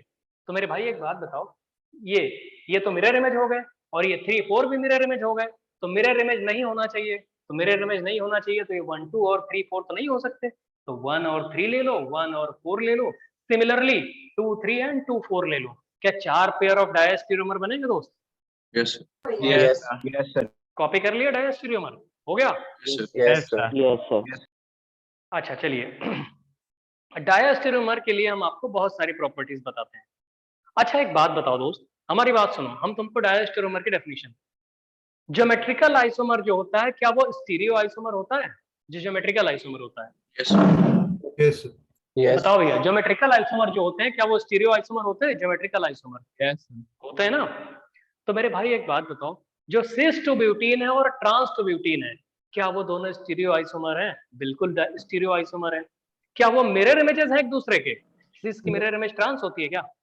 No, sir. No, sir. No. अबे भाई वो एंटायरली डिफरेंट होती है। सिस अलग होता है, उसमें atoms methyl methyl same side होते हैं, ट्रांस में मिथाइल मिथाइल अपोजिट साइड होते हैं। तो मेरे भाई वो मिरर इमेज थोड़ी है। तो जो सिस और ट्रांस आइसोमर्स हैं, दे एक्चुअली आर डायस्टीरियोमर्स। क्यों दोस्त? क्योंकि सिस टू ब्यूटीन और ट्रांस टू ब्यूटीन, रादर दुनिया के जितने भी सिस और ट्रांस आइसोमर होते हैं एक मॉलिक्यूल के, दे ऑल आर डायस्टीरियोमर्स। क्यों दोस्त? क्योंकि वो स्टीरियो आइसोमर होते हैं और नॉन सुपरपोजेबल मिरर इमेजेस होते हैं। समझ में आ गया दोस्त? ओ सॉरी, मिरर इमेज होते ही नहीं, गलत बोल दिया। वो स्टीरियो आइसोमर होते हैं और मिरर इमेज नहीं होते एक दूसरे के। डायस्टीरियोमर की डेफिनेशन क्या होती है कि stereo isomers which can not be related as mirror images, they are known as diastereomers. तो मेरे दोस्त एक बात बताओ भैया, जितने भी cis two butene, rather cis alkene और ट्रांस एल्कीन, वो they all are diastereomers. Syn और एंटी जो आइसोमर होते थे किसी मॉलिक्यूल के, वो भी डायस्टीरियोमर हैं। जेड और ई आइसोमर जो होते थे वो भी डायस्टीरियोमर हैं, क्योंकि स्टीरियो आइसोमर होते हैं और वो मिरर इमेजेस नहीं होते एक दूसरे के। समझ में आ रहा है भैया? Yes, Yes, sir. sir. Yes, sir. तो अपनी कॉपी में लिखना शुरू करो कि ये सी डायस्टीरियोमर में चल रहा है, डायस्टीरियोमर में लिखो, डायस्टीरियोमर में cis and trans alkene of a molecule, या cis and trans isomer of a molecule are diastereomer. cis and trans isomer of a molecule, किसी एक पर्टिकुलर मॉलिक्यूल का cis and trans की बात कर रहे हैं, दूसरा cis दूसरा trans न ले आना। हम बोले cis and trans isomer of a molecule are diastereomer। लिखा cis and trans isomer of a molecule, yes sir cis and trans isomer of a molecule are diastereomer। Yes, sir. diastereomer। Similarly, लिखो sin and anti-isomer of a molecule, sin SYN, sin and anti-isomer of a molecule are also diastereomer। sin and anti-isomer, sin और anti-isomer जो होते हैं of a molecule, geometrical वाले, वो भी diastereomer होते हैं। sin and anti-isomer of a molecule are diastereomers। sin and anti-isomer of a molecule are diastereomer। और लास्ट में लिखो Z and E isomer of a molecule, Z and E isomer of a molecule are also diastereomer। Z and E isomer of a molecule are diastereomer। Z and E isomer of a molecule are diastereomer। समझ में आ गया भैया? Z E isomer Yes, sir. diastereomer होते yes हैं। Sir Z and E isomer of a molecule are diastereomer। और एक बात सुनो मेरे दोस्त, एक बात बताओ, हमने आपको ज्योमेट्रिकल जब पढ़ाया था, इतना कॉपी कर चुके हो सब कुछ? कोई डाउट किसी को? कुछ डाउट है किसी को? No No, sir sir. अच्छा, तो अब फिर से फ्रेश, एकदम फ्रेश सुनो हमारी बात दोस्त। एक बात बताओ, हमने जब सिस टू ब्यूटीन और ट्रांस टू ब्यूटीन बताया था, तो cis two butene trans two butene में हमने क्या पढ़ाया था कि भाई उनके मेल्टिंग पॉइंट डिफरेंट होते हैं, बॉइलिंग पॉइंट डिफरेंट होते हैं, पोलैरिटी डिफरेंट होती है, solubility in polar organic solvent different होता है, स्टेबिलिटी डिफरेंट होती है, रिएक्टिविटी डिफरेंट होती है, वोलेटिलिटी डिफरेंट होती है, एस्केपेबिलिटी जिसको बोला था हमने, molar enthalpy of vaporization different होता है, ऐसे करके intermolecular force of attraction different होता है, और सॉलिड स्टेट में उनकी पैकिंग डिफरेंट होती है। ऐसे और भी बहुत सारी प्रॉपर्टीज हमने कंपेयर करवाया था, याद है cis two butene trans two butene? Yes, sir. तो इसका मतलब ये है दोस्त कि जो आप ये डायास्टीरियोमर बोल रहे हो, जब cis two butene trans two butene होते हैं उनमें इतनी सारी प्रॉपर्टीज में डिफरेंस है, तो क्या आप यहीं से कंक्लूड कर सकते हो कि जो डायास्टीरियोमर है उनके भी different melting point, different boiling point, different solubility, different polarity, सब कुछ डिफरेंट हो सकता है कि नहीं? Yes, Yes, sir. sir. Yes, sir. तो लिखिए डायास्टीरियोमर डिफर, डायास्टीरियोमर्स पूरा लिखो, अपनी कॉपी में लिखना शुरू करो। डायास्टीरियोमर्स में डिफर इन डायास्टीरियोमर्स जो होते हैं में differ in melting point, boiling point, पूरा लिखना बे। डायास्टीरियोमर्स में differ in melting point, boiling point, volatility, chemical reactivity, लिख रहे हो भैया? डायास्टीरियोमर्स में differ in boiling point, melting point, solubility. Diastereomers may differ in melting point, boiling point, solubility. समझ में आ रहा है भैया? Yes, sir. Yes, sir. Intermolecular force of attraction may differ in, बता रहे हैं, diastereomers may differ in boiling point, melting point, solubility, intermolecular force of attraction, molar enthalpy of vaporization, etc. मतलब बहुत सारी और भी हो सकती हैं। डायास्टीरियोमर में डिफर इन, पूरा लिखना, डायास्टीरियोमर में differ in melting point, boiling point और solubility, molar enthalpy of vaporisation, intermolecular force of attraction, etcetera. Copy कर चुके सब है दोस्त? Yes, sir. Yes, sir. Yes, sir. अब एग्जाम्पल के लिए लिख लो, like in cis two butene and trans two butene, उससे रिकॉल हो जाएगा geometrical isomerism. Like in cis two butene and trans two butene, तो cis two butene trans two butene के हमने करीब 15 प्रॉपर्टीज डिफर करवाई थी, बहुत सारी प्रॉपर्टीज लिखवाई थी आपने, heat of combustion, heat of hydrogenation, सब कुछ आपने डिफर करवाया था। तो भैया जब cis two butene trans two butene diastereomer होते हैं, उनकी इतनी सारी प्रॉपर्टीज डिफरेंट हैं, तो बहुत सारे डायास्टीरियोमर ऐसे हो सकते हैं जिनकी प्रॉपर्टीज डिफर कर सकती है बहुत सारी। एग्जैक्टली कोई समझ गया भैया? इतना बताओ। Yes, sir. Yes, sir. Yes, sir. अब भाई एक और चीज सुनो, हमारी बात सुनो। अच्छा, एक और पॉइंट लिखो, diastereomers can be separated by using fractional distillation technique. Diastereomers can be separated, जो डायास्टीरियोमर्स होते हैं they can be separated by using fractional distillation technique. Diastereomers can be separated by using fractional distillation technique or a distillation technique. Diastereomers can be separated by using fractional distillation technique or a distillation technique. Diastereomers can be separated by using fractional distillation technique or a distillation technique. समझ में आ रहा है दोस्त? Yes, sir. Yes, sir. इतनी सारी properties इसकी आपको पता होनी चाहिए, इनको आराम से diastereomers can be separated easily separate कर सकते हैं। अरे cis two butene trans two butene अलग अलग आराम से कर सकते हो भाई, दोनों की बहुत सारी प्रॉपर्टीज डिफर करती हैं। ज्यादा है ना। लेकिन दोस्त एक बात बताओ, हमने एनेंशियोमर्स के लिए क्या बताया था? एनेंशियोमर्स के लिए हमने ये बोला था, enantiomers can not B separated by using fractional distillation technique और एनी डिस्टिलेशन टेक्निक। डिस्टिलेशन की कोई भी technique, fractional distillation, steam distillation, ऐसे डिस्टिलेशन की और भी टेक्निक्स होती हैं, किसी भी टेक्निक से एनेंशियोमर को सेपरेट नहीं कर सकते। क्यों दोस्त? क्योंकि एनेंशियोमर्स में मेल्टिंग पॉइंट सेम होता है, बॉइलिंग पॉइंट सेम होता है, रिफ्रैक्टिव इंडेक्स सेम होता है, सॉल्युबिलिटी सेम होती है, reactivity towards an achiral reagent वो भी सेम होती है। एनेंशियोमर सिर्फ दो जगह डिफर करते हैं, सिर्फ दो जगह। एक तो होता है साइन ऑफ ऑप्टिकल रोटेशन और दूसरा होता है रिएक्टिविटी टुवर्ड्स कायरल रिएजेंट। सिर्फ ये दो चीजें एनेंशियोमर्स की डिफर करती हैं, बाकी सारी चीजें सेम होती हैं। तो ये जो दो चीजें डिफर करती थी एनेंशियोमर्स में, इसका मतलब बहुत माइक्रो लेवल पे डिफरेंस है। तो बहुत माइक्रो लेवल पे डिफरेंस है, तो उनको डिस्टिंग्विश करने के लिए बहुत एकदम प्रिसाइज टेक्निक होनी चाहिए आपके पास, कोई माइक्रो लेवल वाली टेक्निक ही होनी चाहिए। बाकी डायस्टेरोमर तो इतने सारी प्रॉपर्टीज में डिफर कर रहे हैं, याद है भैया एनेंशियोमर वाला? डायस्टेरोमर समझ में आ गया? Yes, sir. Yes, sir. तो ठीक है दोस्त, इतना आपको क्लियर हो गया। तो हमने ये 2 कायरल कार्बन एटम। वैसे ही मेरे दोस्त एक बात बताओ, क्या आप लोग ये बता सकते हो कि अगर हम लोग 3 कायरल कार्बन एटम ले लें तो आप लोग कर सकते हो, ऐसे बना सकते हो सबके फिशर? Yes. अबे एक हॉरिजॉन्टल लाइन Yes, करके और sir. बना लेना, ठीक है? लिखो जरा, हेडिंग लिखो, optical activity around 3 distinct chiral carbon. Heading लिखना है, हेडिंग, हेडिंग लिखो, optical activity around 3 distinct chiral carbon containing molecule. Optical activity, heading लिखो आप लोग अपनी कॉपी में, optical activity around 3 distinct chiral carbon containing molecule. Optical activity around 3 distinct chiral carbon, distinct मतलब अलग अलग एकदम। Optical activity around 3 distinct chiral carbon containing molecule, 3 distinct chiral carbon containing molecule. ठीक है दोस्त, बताएं? Yes, sir. लिखिए फॉर एग्जांपल, एग्जांपल से कराते हैं ना, लिखो फॉर एग्जांपल, लिखो draw all possible optical isomers. लिखिए, क्वेश्चन लिखिए एग्जांपल के थ्रू, एग्जांपल बता रहे हैं ना।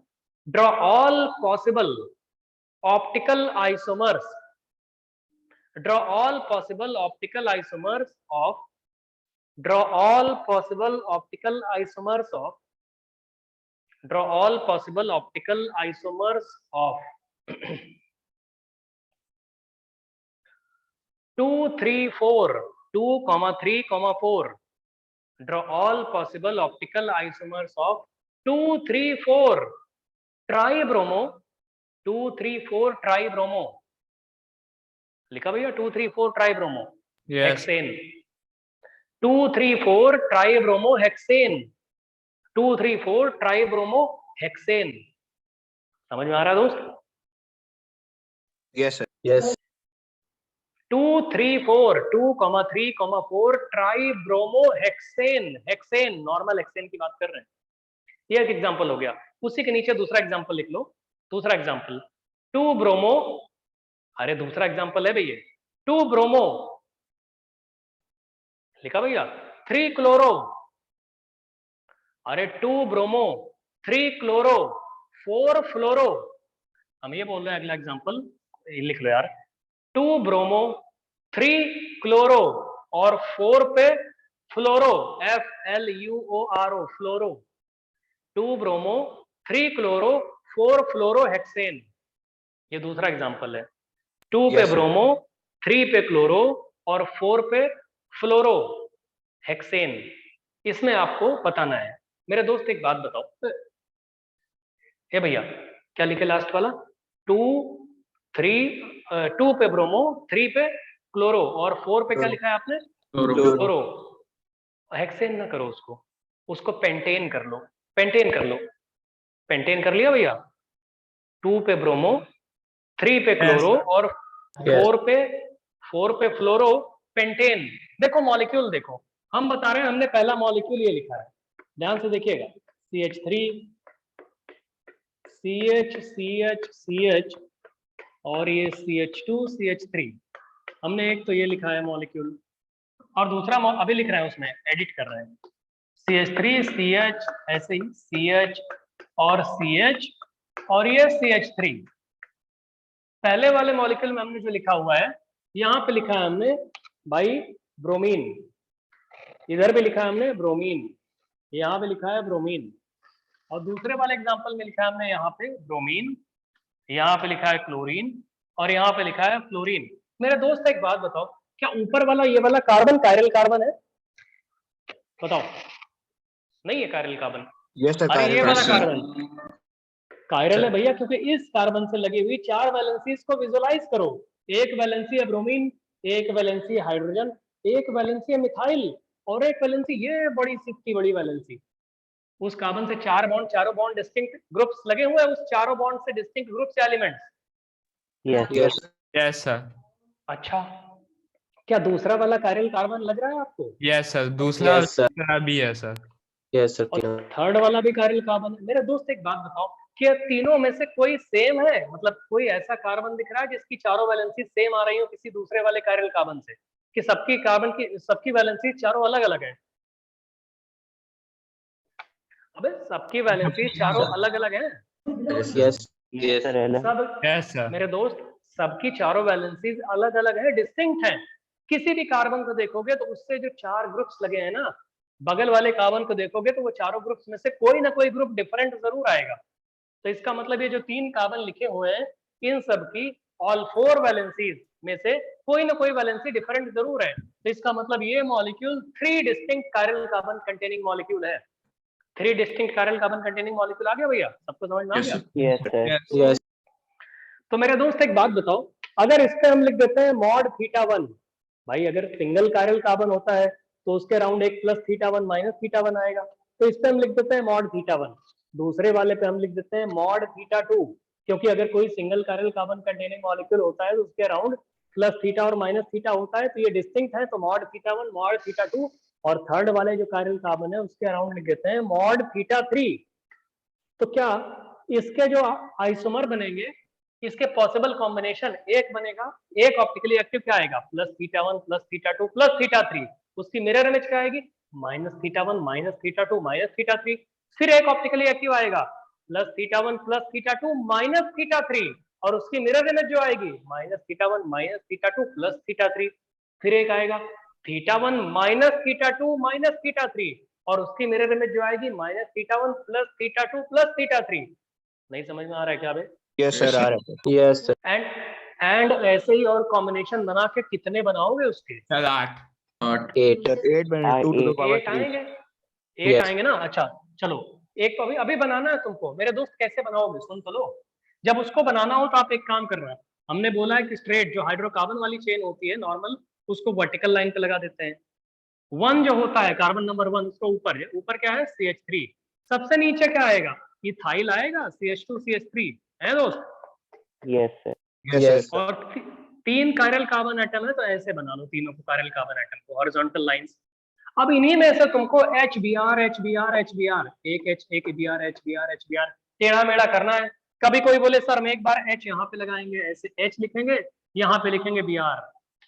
फिर कोई बोले हाँ हम एक बार यहाँ पे Br लगाएंगे, यहाँ पे H। फिर तुम्हारा मन करे आप H लगाओ Br लगाओ, ये आएगा, इसकी मिरर इमेज आएगी। वैसे HBr की पोजीशन बदल बदल के देखोगे तो ऐसे 8 आएंगे 2 की पावर 3। बताओ Yes, दोस्त। sir. Yes, sir. Yes. अरे पॉसिबल कॉम्बिनेशंस नहीं समझ पा रहे हो? समझ Yes, में आ रहा है sir. भैया? Yes, sir. आ रहा है। तो ड्रॉ कर लोगे, ड्रॉ कर लोगे कि हम बताएं? कर लेंगे। कर इसके लेंगे लिए सर। एक, अरे इसके लिए एक पेज की जगह छोड़ो, क्लास में आओगे साले कॉपी देखेंगे, और नहीं बनाए होगे कॉपी वॉपी तुम्हारे पन्ने अन्ने फाड़ देंगे। एक पेज की जगह छोड़ो उसके लिए, बनाओ। अरे आदत तो डालो मेरे भाई बनाने की, नहीं तो एग्जाम में जाओगे कांपेगा हाथ तुम्हारा, बनेगा नहीं उसमें। कायरल का बनाओगे कुछ और बनाओगे उसमें जाके, चित्रकारी करोगे। अब देखो दूसरा वाला एग्जाम्पल, मेरे एक पेज की जगह, इसके लिए एक पेज की जगह छोड़ दो। समझ में आ रहा है बे? छोड़ोगे कि नहीं छोड़ोगे? Yes, sir. छोड़ दीजिए। Yes, sir. छोड़ दी। बहुत बढ़िया। इस वाले में आओ, इस वाले में भी कितने कायरल कार्बन एटम है? तीनों डिस्टिंक्ट दिख रहे हैं? नहीं दिख रहे हैं? Yes, sir. Yes. भैया ब्रोमीन क्लोरीन और फ्लोरीन तीनों अलग अलग हैं, तो मेरे भाई ये वाला अलग कायरल आएगा, ये वाला अलग कायरल आएगा, ये भी अलग कायरल आएगा, और तीनों डिस्टिंक्ट है। डिस्टिंक्ट का मतलब क्या होता है, किसी एक कायरल कार्बन एटम को देखो, उससे लगे हुए जो चारों ग्रुप्स है ना, वो किसी दूसरे वाले कायरल कार्बन से मैच नहीं करेंगे, उसके भी चारों ग्रुप अलग आएंगे। तो मेरे भाई तीनों के कायरल कार्बन अलग अलग आ रहे हैं। तो यहाँ पे अगर तुमने फिर मान लो ये प्लस थीटा 1 है, और मान लो ये प्लस थीटा 2 है, sorry mod theta 2। Mod theta 2 का मतलब है कि single chiral carbon containing molecule के अराउंड 2 ऑप्टिकली एक्टिव आइसोमर होते हैं, एक थीटा और एक माइनस थीटा। तो हमने इसलिए मॉड लगा दिया, एक प्लस एक माइनस, और लास्ट वाले में प्लस थीटा 3 और माइनस थीटा 3 की वजह से मॉड थीटा 3। तो क्या इन सब के कॉम्बिनेशन हम ऑटो कॉम्बिनेशन बना देते हैं? मान लो फिशर नहीं बनाएंगे हम कॉम्बिनेशन, इसके लिए भी एक फुल पेज की जगह छोड़नी है तुमको, एक फुल पेज की जगह 8 तभी तो बना पाओगे। हम तुमको थीटा के फॉर्म में समझा देते हैं। एक आंसर कोई बोले सर आएगा theta 1 plus theta 2 plus theta 3, तो मेरे भाई इसकी मिरर इमेज भी तो आएगी minus theta 1 minus theta 2 minus theta 3। बताओ दोस्त, नहीं आएगी? Yes, sir. Yes, Yes, sir. sir. अगला वाला कोई कह सकता है कि sir theta 1 plus theta 2 minus theta 3, तो मेरे भाई इसकी जो मिरर इमेज आएगी क्या वो नहीं आएगी? Minus Minus theta theta 1 1 minus theta 2 plus theta. Minus theta 2 और प्लस थीटा 3। तो मेरे दोस्त एक बात बताओ, एक और भी तो हो सकता है ऐसे ही, theta 1 minus theta 2 minus theta 3 left side, तो मेरे दोस्त उसकी मिरर इमेज क्या आएगी? माइनस थीटा 1 प्लस थीटा 2 और प्लस थीटा 3। अभी एक और पॉसिबल है, वो हो सकता है माइनस थीटा 1, नहीं हो सकता, प्लस थीटा 2 और माइनस थीटा 3, ये हो सकता था? Yes, छूट sir. गया था नहीं है? Yes, sir. अरे माइनस थीटा 1 प्लस थीटा 2 और माइनस थीटा 3, तो इसकी मिरर इमेज क्या आएगी? थीटा 1 माइनस थीटा 2 और प्लस थीटा 3, ये 8 बन जाएंगे? बताओ दोस्त। Yes, sir. नहीं, ये तो हमने क्या है थीटा के फॉर्म में आंसर बताया। तुम ओरिजिनल मॉलिक्यूल के फिशर बनाओगे, और फिशर बना के तुम जो आर है ना उसको मान लेना। मान लेना वैसे होता नहीं है, आर का मतलब मान लेना क्लॉकवाइज, आर का मतलब प्लस थीटा, एस का मतलब एंटी क्लॉकवाइज मतलब माइनस थीटा। लेकिन आप तो जानते ही हो ना कि एक्चुअली में वो चीज नहीं होती, लेकिन सॉल्व करने के लिए कुछ ना कुछ तो मानना ही पड़ेगा। Yes sir. तो ऐसे 8 बन जाएंगे भैया, 8 ही तो नहीं है, 8 हो गए। Yes sir. कितने पेयर ऑफ एनेंशियोमर आ रहे हैं इसमें? 4. Four. 4. 4 पेयर ऑफ एनेंशियोमर आ रहे हैं। हम पूछेंगे कितने पेयर ऑफ डायस्टेरोमर आ रहे हैं? Sir 8 pairs. 8 कैसे? 8 से ज्यादा नहीं आएंगे, So 12 आएंगे। 12 से ज्यादा नहीं आएंगे। पूछ रहे हैं हम तुम लोगों से, कुछ फैक्टोरियल वैक्टोरियल नहीं लगाओगे इसमें क्या? किसी को कुछ समझ में नहीं आ रहा है? हम 56. पूछ रहे हैं पेयर ऑफ एनेंशियोमर जो 56. होंगे वो तो रुक जाओ, पेयर ऑफ एनेंशियोमर, हाँ रुक जाओ भैया, पेयर ऑफ एनेंशियोमर 4 होंगे, लेकिन पेयर ऑफ डायस्टेरोमर का मतलब ये होता है दोस्त कि इसके रिस्पेक्ट में डायस्टेरोमर कौन है? ये भी है, ये भी है, ये भी है, ये भी है, ये भी है, ये भी है। तो इस वाले फर्स्ट वाले के रिस्पेक्ट में डायस्टेरोमरिक पेयर जो होंगे 1 2 3 4 5 और 6 आएंगे। सिमिलरली इसके रिस्पेक्ट में भी 6 आएंगे। इसके रिस्पेक्ट में अगर आप देखोगे तो ये तो ऊपर वाले दोनों काउंट कर चुके हो, कितने आ जाएंगे? 1 2 3 4 आएंगे। इसके रिस्पेक्ट में भी 4 आएंगे, तो भैया 6 plus 6 plus 4 plus 4 plus 3 plus 3 plus 2 plus, ऐसे करके नहीं करोगे? मतलब जो भी हमको आंसर बताओ तो ये 10-20 से तो ऊपर ही आएंगे, 20 से ऊपर। कोई फॉर्मूला बन सकता है क्या दोस्त? किसी को एनीबॉडी कुछ बताओ। Sir 8C2 minus 4। माइनस कैसे लगा रहे हो भैया? सर 4 एनेंशियोमर्स हो जाएंगे ना।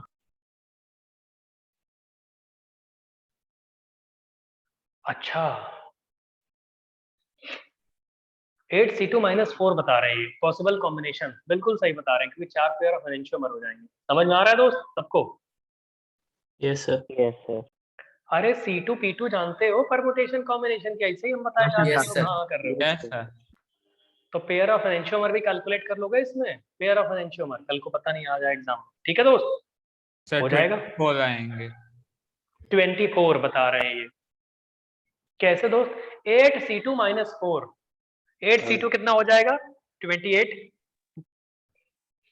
Yes sir. नहीं समझ रहे हो? यस और सर। उसमें से 4 घटा दो, क्योंकि 4 पेयर ऑफ 24 एनेंशियोमर है। हाँ 24 आएंगे पेयर ऑफ डायस्टेरोमर्स। बताओ भैया, सबको समझ में आ गया? Yes sir. तो 2 पेज की जगह छोड़ दी, आगे क्वेश्चन लिखवाएं? लिखिए। नहीं लिखोगे?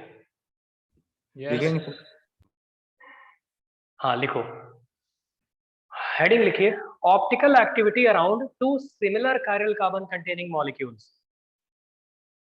Optical activity around 2 similar chiral carbon containing molecule। Optical activity around 2 similar chiral carbon containing molecule। 2 similar, optical activity around 2 similar chiral carbon containing molecule।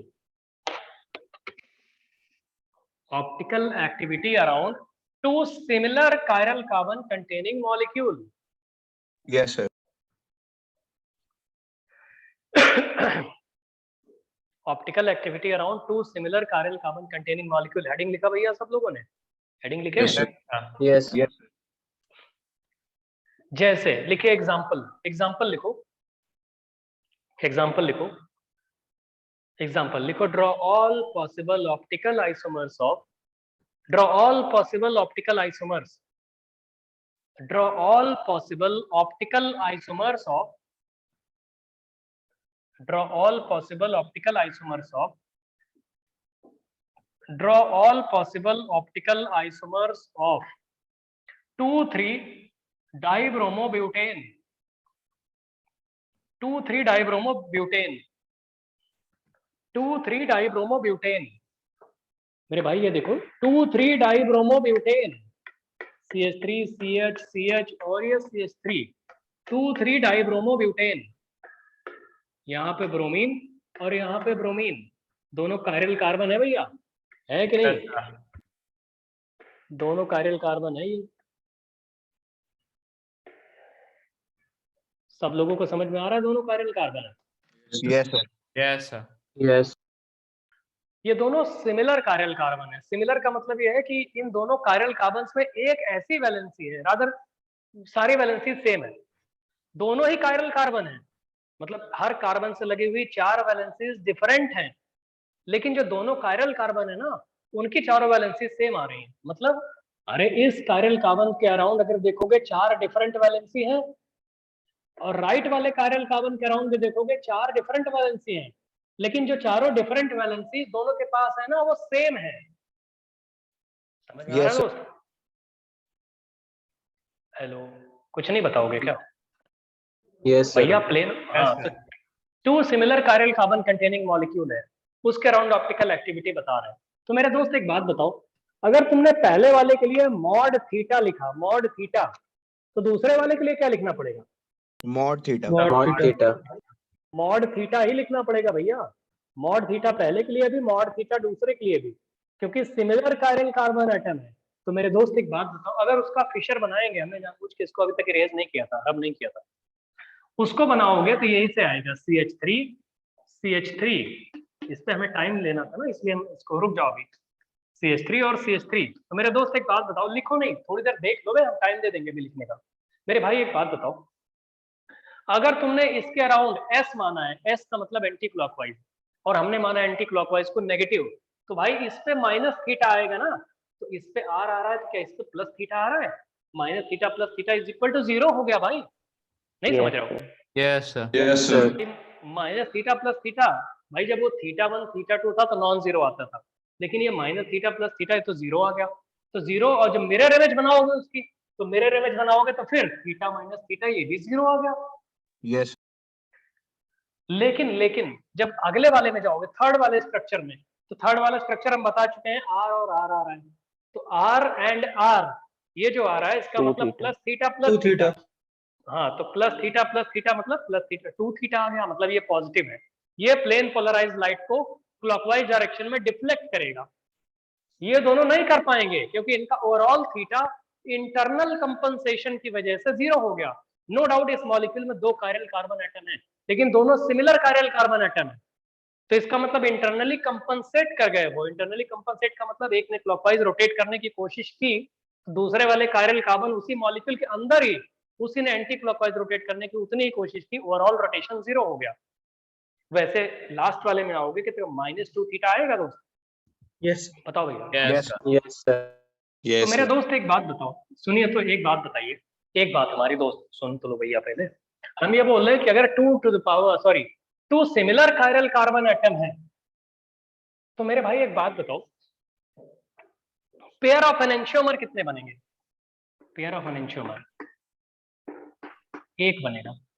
सुन लो, परेशान ना हो, हम बता रहे हैं, सिर्फ 3 और 4 बनाएंगे पेयर ऑफ एनेंशियोमर। तुम बोलोगे सर मिरर इमेज तो ये भी है, लेकिन एनेंशियोमर होने के लिए हमने अभी एक डेफिनेशन बताई थी, optically active non सुपरपोजेबल mirror images are known as enantiomers. तो ये दोनों मिरर इमेजेस तो हैं, नो डाउट मिरर इमेजेस हैं, लेकिन ये दोनों ऑप्टिकली एक्टिव नहीं है मेरे भाई, ये इनएक्टिव हैं। तो optically inactive non सुपरपोजेबल mirror images को थोड़ी एनेंशियोमर बोलते हैं। एनेंशियोमर्स की डेफिनेशन क्या होती है? Optically active non सुपरपोजेबल mirror images are known as enantiomers. तो 1 और 2 तो ऑप्टिकली इनएक्टिव होगा, ये एनेंशियोमर्स नहीं कहे जाएंगे। कोई बोले क्या कहेंगे इन दोनों को?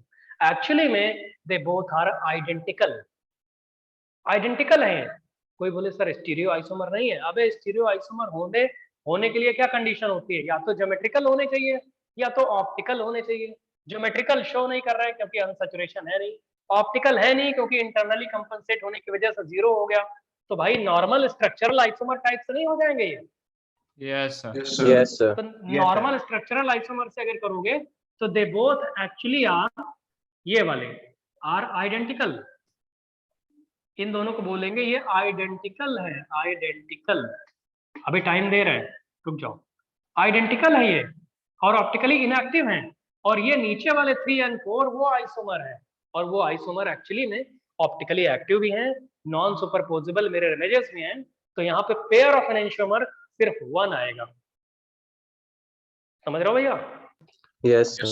Yes, अब इसको ड्रॉ करो, इसको ड्रॉ करो दोस्त, इसको ड्रॉ करो सब लोग, इसको ड्रॉ करो जो कॉपी में यहाँ पे डायस्टेरियोमर्स तो नहीं होंगे सर फिर? है बच्चा। तो इस केस में सर एक भी डायस्टेरियोमर नहीं बनेगा क्योंकि होगा, बता रहे हैं ना अभी। अरे होगा होगा मेरे दोस्त, बताते हैं अभी। दो आप कॉपी करिए पहले इसको, बता रहे हैं दोस्त। हाँ ठीक है, होगा डायस्टेरियोमर, डेफिनेशन अभी बताते हैं। स्टीरियो आइसोमर होने चाहिए ना, जल्दी करो अभी बता रहा हूँ। हाँ ये पहले सर, इसको तो कॉपी कर optically लीजिए। एक्टिव की कंडीशन नहीं थी। उसमें हाँ ऑप्टिकल एक्टिविटी की कंडीशन थोड़ी होती है डायस्टेरियोमर में। चलो इतना कॉपी करो भैया सब लोग, हम जो बता रहे हैं दोस्त उसको देखो पहले। आपने 1 2 3 4 बनाना है, और theta minus theta plus theta वो बहुत प्रिसाइजली कायदे में लिखना। आरएस तो वैसा ही रहेगा जैसे पहले बनाया हुआ है, जैसे पहले आपने आरएस बनाया था, अब भी निकालोगे ना आंसर वही आएगा। अब भी आंसर वही आएगा मेरे दोस्त, अब भी वही आंसर आएगा। जल्दी कॉपी करिए दोस्त।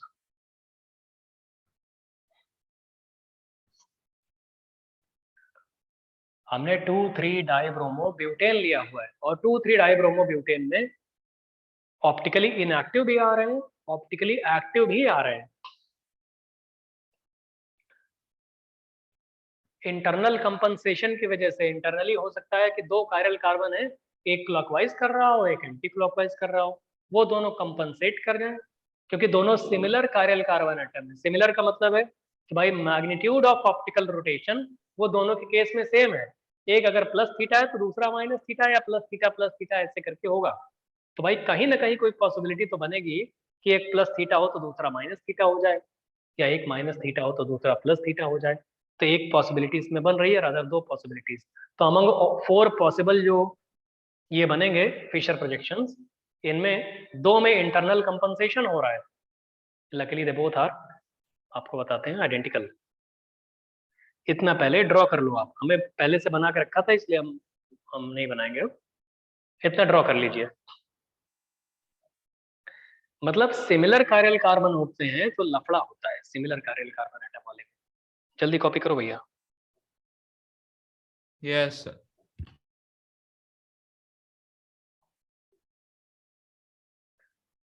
सब लोग कॉपी कर लेना तो बोल देना, हमको बता देना, तो हम फिर शुरू करेंगे आगे।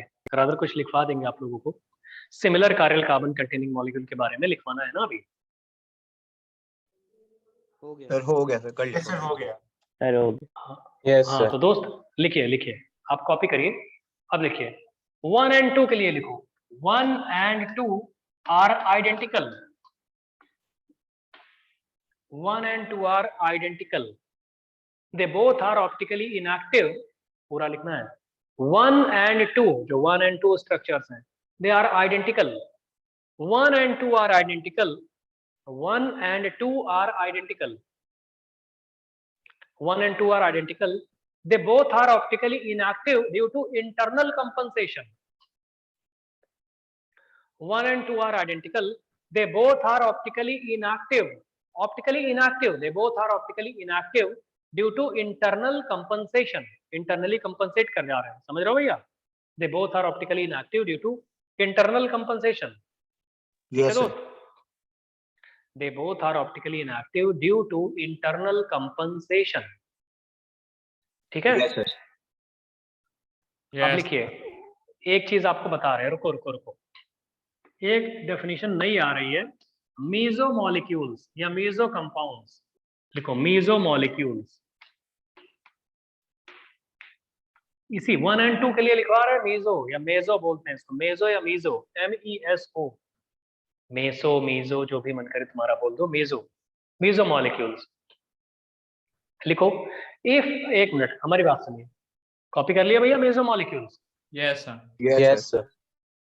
मेजो मॉलिक्यूल उनको बोलते हैं जो मॉलिक्यूल ऑप्टिकली इनएक्टिव होते हैं ड्यू टू इंटरनल कंपनसेशन। और due to having a plane of symmetry. हमारी बात सुनिए, रुक जाओ बे, रुक जाओ। मॉलिक्यूल 1 अभी कुछ लिखना नहीं, मीजो मॉलिक्यूल हेडिंग लिख दिया तुमने। अब मॉलिक्यूल 1 को देखो, मॉलिक्यूल 1 में हम ऐसे बता दें एक प्लेन ऑफ सिमेट्री है, ये प्लेन ऑफ सिमेट्री, जरा ध्यान से देखना।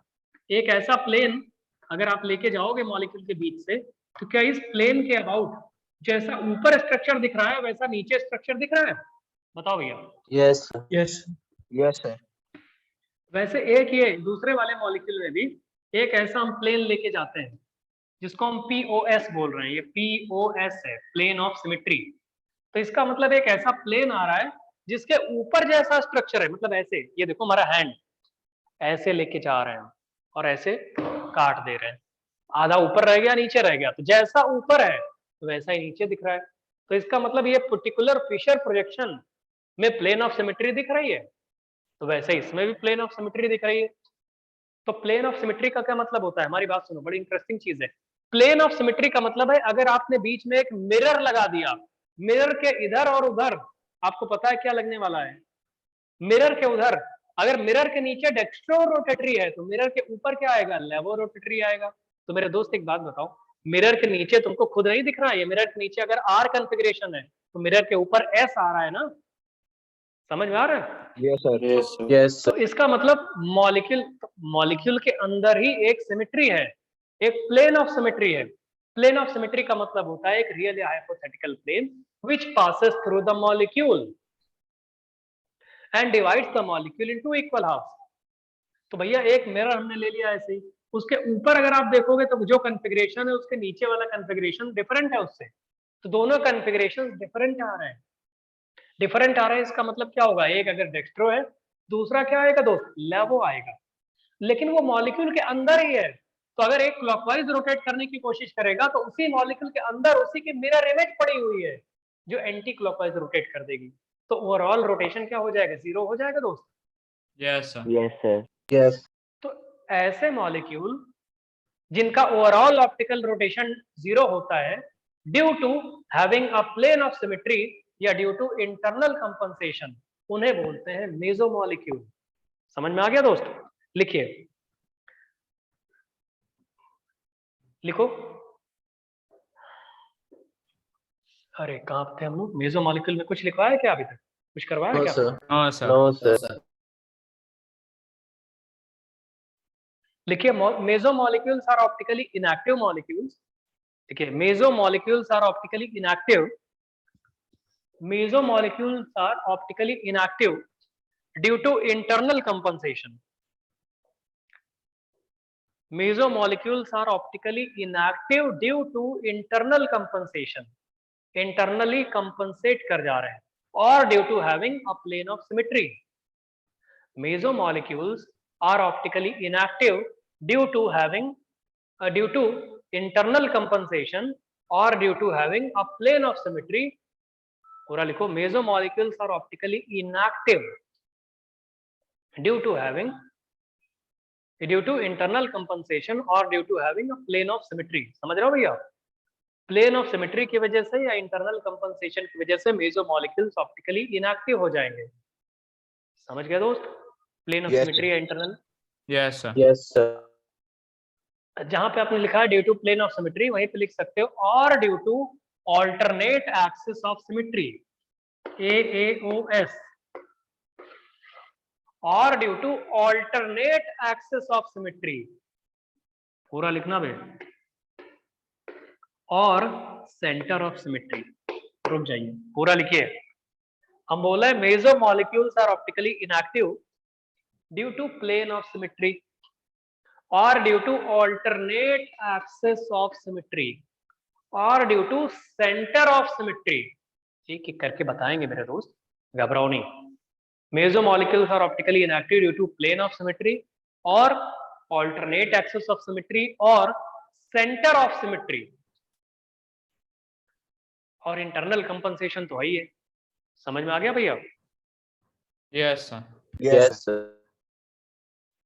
इतना कॉपी कर लिया आप लोग, इतना हो गया। तो क्या 1 and 2 रादर 1 और 2 तो आइडेंटिकल है, तो आप बोलोगे मॉलिक्यूल 1 इज मेसो या मॉलिक्यूल 2 इज मेसो। एक ही लिखना, मॉलिक्यूल 1 एंड 2 दोनों मत लिखना, क्योंकि दोनों तो आइडेंटिकल है, एक ही तो बताओगे।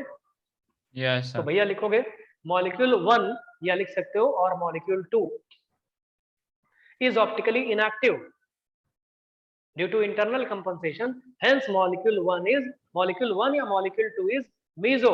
इतना कॉपी करिए आप लोग, लिखिए अपनी कॉपी में molecule 1 और molecule 2 एक ही लिखना, एंड मत लगा देना उसमें, molecule 1 एंड 2 थोड़ी, वो अलग अलग थोड़ी, वो तो सेम है। तो molecule 1 और molecule 2 आर meso molecules, ठीक है दोस्त, molecule 1 and molecule 2 sir. Are meso।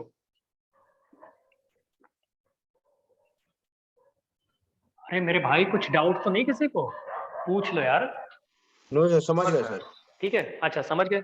अभी हमारी बात सुनिए, कोई बोले सर ठीक है मेजो तो हमको समझ में आ गया, 3-4 के बारे में क्या ख्याल है? 3 और 4 क्या पेयर ऑफ एनेंटियोमर है ये? अरे Yes, non Yes, sir. Optically active non सुपरपोजेबल mirror images, तो उन्हें तो पेयर ऑफ एनेंटियोमर बोलते हैं। तो लिखो 3 एंड 4, 3,4, ये 3,4 ये एक पेयर बनेगा एनेंटियोमर का पेयर, 3,4 ये एनेंटियोमरिक पेयर है। ये एनेंटियोमरिक पेयर, एनेंटियोमर की डेफिनेशन क्या होती है? Optically active non सुपरपोजेबल mirror images are known as enantiomers. तो मेरे भाई ये ऑप्टिकली एक्टिव है और नॉन सुपरपोजेबल मिरर इमेज भी है, ये इन दोनों को एनेंटियोमर बोलेंगे। ठीक है दोस्त, Yes, sir. yes, sir. चलो कॉपी कर लिए इतना। ठीक है दोस्त, अब हम आपसे पूछेंगे पेयर ऑफ डायास्टेरियोमर्स कितने हैं? आप बताओ पेयर ऑफ 2 डायास्टेरियोमर्स, डायास्टेरियोमर्स ध्यान से देखना, ऑप्टिकल एक्टिविटी बताए ना क्लास 11th की ऑर्गेनिक की मोस्ट डिफिकल्ट चीज है, इसीलिए उसको पढ़ा रहे हैं हम, नहीं तो ऑर्गेनिक तुमको अभी तक नहीं पढ़ाए थे कोई। पेयर ऑफ डायास्टेरियोमर ये बता रहे हैं 2। देखो 3 और 4 तो नहीं होंगे क्योंकि ये तो एनेंटियोमर है, लेकिन 1 और 2 आइडेंटिकल है, तो 1 और 2 आइडेंटिकल है, मान लो 1 सही है ना, 1 ही। तो 1 एंड 3 ये एक पेयर एनेंटियोमर उसका डायास्टेरियोमर का बनेगा, और 1 और 4 एक पेयर ये बनेगा, 2 पेयर डायास्टेरियोमर के बनेंगे। समझ में आ रहा है दोस्त सबको? Yes, दो पेयर, yes. 2 पेयर डायास्टेरियोमर्स के बनेंगे। इतना समझ में आ रहा है भैया सबको? इतनी चीज क्लियर हो गई? Yes. अच्छा, तो मेरे भाई एक बात बताओ, इतना समझ में आ गया तो समरी लिखिए, इसकी समरी। अरे 2,3 डाइब्रोमोब्यूटेन की समरी लिखो बे, 2,3 डाइब्रोमोब्यूटेन की समरी। अरे 2,3 डाइब्रोमोब्यूटेन की समरी लिखनी है आपको, हेडिंग लिखा समरी, आंसर फाइनली कंक्लूड कर रहे हैं ना।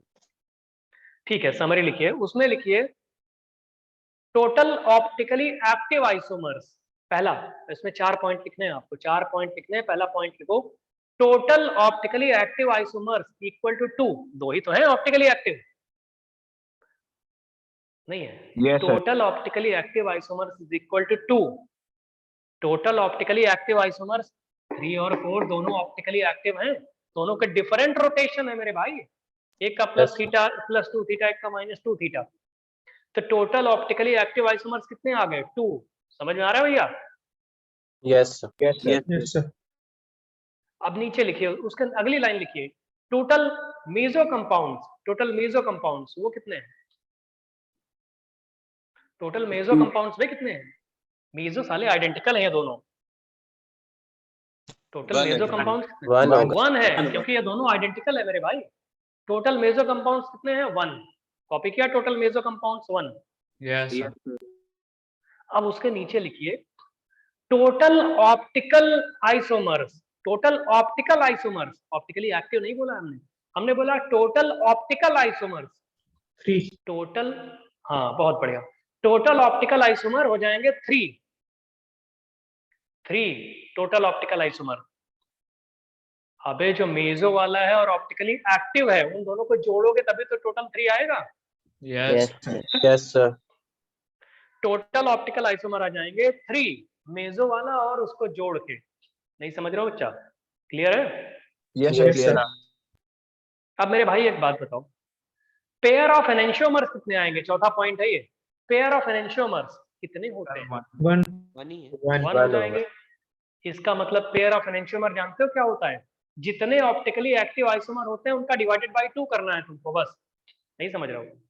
अबे जितने ऑप्टिकली एक्टिव आइसोमर Yes, है sir. उनमें सब पेयर में ही तो आ रहे होंगे, तो total Yes, sir. Optically active isomer upon 2 कर दो, तो पेयर ऑफ एनेंटियोमर्स 1 आ रहे हैं दोस्त। Yes. Yes, sir. अब जनरलाइज आपको एक पॉइंट बताने जा रहे हैं। अच्छा ठीक है, ये हो गया भैया, हटा दे। Yes. अरे Yes, sir. हटा दीजिए। हाँ चलो, हेडिंग लिखिए जो आईआईटी में आया हुआ है, टार्टरिक एसिड बता रहे हैं। लिखिए, draw all possible isomers of, draw all IIT JEE करके लिख लेना। आईआईटी का क्वेश्चन है ये, एक बार नहीं एक से ज्यादा बार पूछा गया है। Draw all possible isomers, draw all possible isomers of, draw all possible isomers of, draw all possible isomers of tartaric acid, tartaric acid, tartaric acid, TAR दो बार है, TAR, tartar मतलब tartaric acid. Draw all possible isomers of tartaric acid. लिखे भैया? Yes, sir. Yes, sir. इसका formula देखो tartaric acid का, ऐसे लिखते हैं C2H2OH का होल ट्वाइस और COOH का होल ट्वाइस, ये होता है। पूरा लिखिए आप लोग अपनी कॉपी में, C2H2 मतलब C2H2 फिर OH का होल ट्वाइस और फिर COOH का होल ट्वाइस, ऐसे लिखिए फॉर्मूला। एलाबोरेट करके लिखते हैं तो ऐसे लिखते हैं CH COOH, इधर भी COOH और यहाँ पे OH और यहाँ पे OH। लिखो टार्टरिक एसिड ऐसे ही होता है, आईआईटी में आया हुआ है एक से ज्यादा बार, मेन में भी एडवांस में भी। टार्टरिक एसिड जो है टार्टारिक एसिड मतलब टार्टरिक एसिड, टार्टारिक, ये फॉर्मूला लिखा है। टार्टरिक एसिड में तुम एक बात बताओ, कोई कायरल कार्बन एटम दिख रहा है बे? Hello hello hello. Yes, sir. दोनों सर Yes, sir. सेंटर पे Yes, sir. कार्बन एटम्स हैं।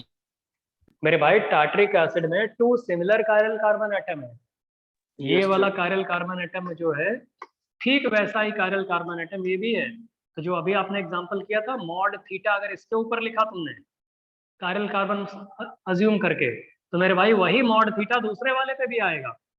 क्यों आएगा दोस्त? क्योंकि सिमिलर कायरल कार्बन एटम दिख रहा है आपको, Yes, सिमिलर sir. वाला। Yes, sir.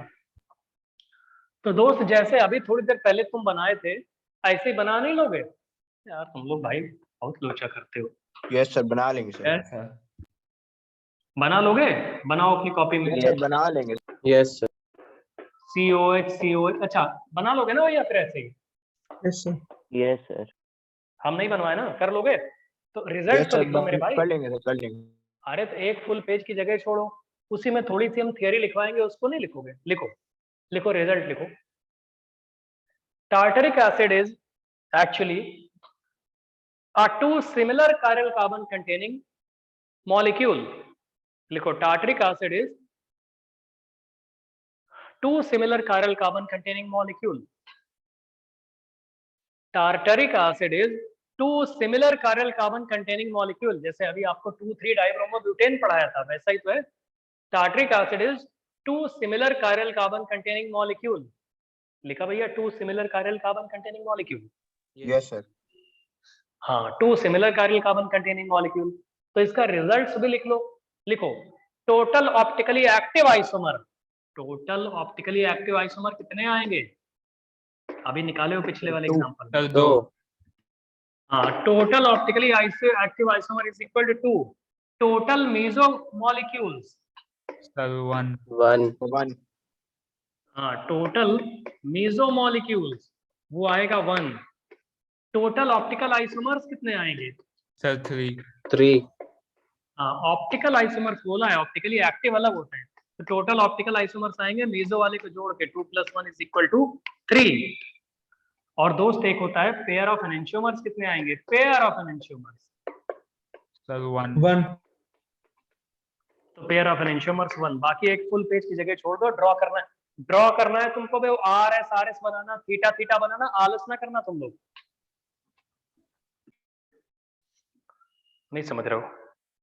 छोड़ दिए Yes, सर, पेज छोड़ दिए। Yes, sir. अच्छा छोड़ दिया। अब मेरे दोस्त एक बार और समराइज करा देते हैं आपको, बस एक चीज देखो, हमारी बात सुनो। जैसे अभी आप लोगों ने बोला था 3 distinct chiral carbon containing molecule होता है, हम तुमको किसी ने बोला तो हमको लगा शायद फॉर्मूला इसका बन जाए। आप लोगों ने बोला था 3 distinct chiral carbon containing molecule में, 3 distinct chiral carbon containing molecule में हम बता रहे हैं आपको टोटल आइसोमर्स कितने बने थे भैया 3 में? 8, 2 की पावर 3 इज इक्वल टू 8 बने थे। 8 में 4 पेयर ऑफ एनेंशियोमर बने थे और सारे के सारे ऑप्टिकली एक्टिव थे। डायस्टेरियोमर्स कितने बने थे? 8C2 माइनस 4, 8C2 माइनस 4 बने थे। yes, sir. Yes, sir. तो अगर हम इसको generalize n number of distinct chiral carbon के लिए करना चाहते हैं, n बोले तो n कोई नंबर इंटीजर है, तो जनरलाइज कर लोगे? नहीं करोगे? Yes, sir. लिखिए फॉर्मूला, लिखिए हेडिंग, लिखिए heading optical activity around, heading लिखो भाई, optical activity around n distinct chiral carbon, पूरा लिखना, optical activity around n distinct, optical activity around n distinct chiral carbon contain, distinct होने चाहिए, n distinct chiral carbon containing molecule, optical activity around n distinct chiral carbon containing molecule, optical activity around n distinct chiral carbon containing molecule, optical activity around n distinct chiral carbon containing molecule है भैया, बताएं आगे। Yes, sir. Yes sir. Optical activity around n distinct chiral carbon containing molecule। तो मेरे भाई एक बात बताओ, टोटल ऑप्टिकली एक्टिव आइसोमर्स कितने आएंगे? Optically active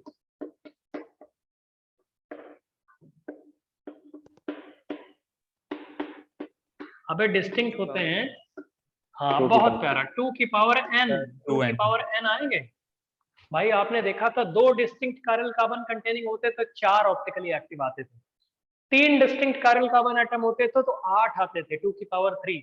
distinct word use किया, कोई प्लेन ऑफ सिमेट्री, कोई ऑल्टरनेट एक्सिस ऑफ सिमेट्री, कोई सेंटर ऑफ सिमेट्री या किसी टाइप की सिमेट्री नहीं है, मतलब मीजो एग्जिस्ट नहीं करता उसमें। अबे मीजो तो तब एग्जिस्ट करता है जब प्लेन ऑफ सिमेट्री होती है या इंटरनल Yes. कंपनसेशन होता है, यहाँ तो सारे डिस्टिंक्ट है मेरे भाई। चलो एक चीज और, कोई पूछे अच्छा total number of meso compound क्या होंगे? Total meso 0. बहुत बढ़िया, टोटल मीजो मॉलिक्यूल 0 है, होगा ही नहीं, सिमेट्री होगी तब तो मीजो आएगा। इंटरनल कंपनसेशन कब होगा मॉलिक्यूल के अंदर? जब सिमेट्री हो। ठीक, कोई बोले अच्छा रुक जाओ अभी, टोटल ऑप्टिकल आइसोमर्स कितने हो जाएंगे फिर? ऑप्टिकल आइसोमर्स 2 की पावर है, 2 की पावर N. 2 की पावर n प्लस 0, मतलब मीजो जोड़ोगे लेकिन वो तो 2 की पावर n ही आएगा ना, 0 जोड़ने का कोई फर्क थोड़ी पड़ेगा। समझ में आ रहा है भैया? दोनों को जोड़ देते हैं। Yes, sir. अच्छा, अब आपसे पूछे total pair of enantiomers, pair की बात किया हमने, pair, total pair of enantiomers. तो भैया जितने ऑप्टिकली एक्टिव आइसोमर होते हैं उनका बाई 2 करना होता है, 2 की पावर n बाई 2 करोगे तो क्या वो 2 to the power n minus 1 आ रहा है दोस्त? Yes, sir. Yes. अरे मेरे भाई और बाकी लोग कुछ नहीं बताओगे क्या? यस सर, है यही दोस्त? आ रहा है सर। Yes, sir. जल्दी में हो क्या? अरे रुको, दूसरी क्लास अभी थोड़ी लेट शुरू करवा देंगे, है ना, तो पहले पढ़ लो क्योंकि फ्लो में है, नहीं तो फिर निकल जाएगा। और एक बात बताओ भैया मेरे भाई, टोटल पेयर ऑफ डायस्टेरियोमर का कोई फॉर्मूला बन सकता है? फॉर्मूला सर 2 की पावर NC2 माइनस 2 की power n minus 1। Total pair of diastereomer का फॉर्मूला हम पूछ रहे हैं तुम लोगों से, नहीं बताओगे? NC2 NC2 minus 2 की पावर n. अच्छा, ये लड़का कुछ ऐसा बता रहा है, 2 की पावर n माइनस 1 माइनस में करोगे या 2 की पावर n करोगे? 2 की पावर n रहेगा, फिर 2 की पावर n n minus 1 ये लोग बता रहे हैं, देखो थोड़ी mathematical sir, analytical n minus थोड़ा 1 दिमाग लगाओ। n माइनस वन रहेगा कि n रहेगा? सर n minus 1 हमारी बात सुनो, एक काम करो, 2 और 3 वाले तो जानते ही हो, उनसे चेक कर लो। फॉर्मूला क्या बता रहे हो तुम लोग? NC2 बता रहे हो ना? पहली बात NC2 ही गलत है हमें लग रहा है।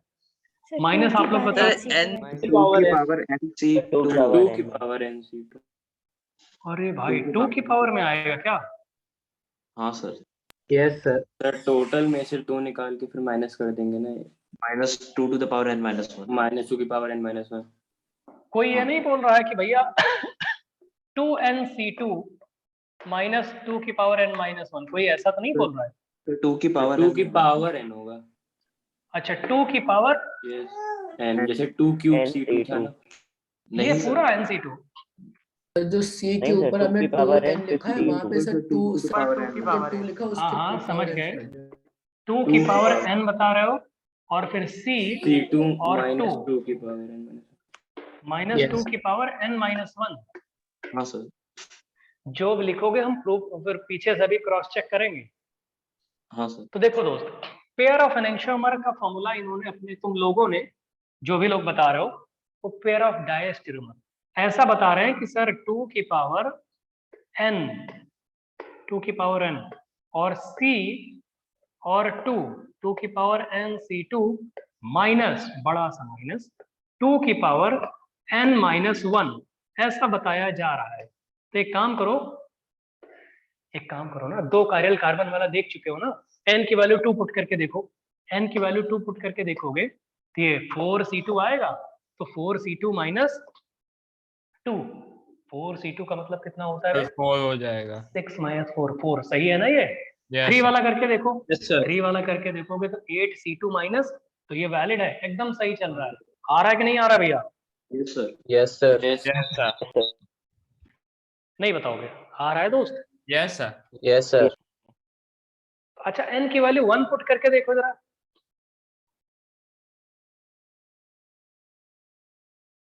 Sir, 0. 1 क्या हो सर जाएगा? 0 ही आ रहा है। तो 0 तो आएगा। अरे अरे वहां डायस्टेरोमर कब होते हैं? सिंगल कायरल कार्बन कंटेनिंग में डायस्टेरोमर थोड़ी होते हैं।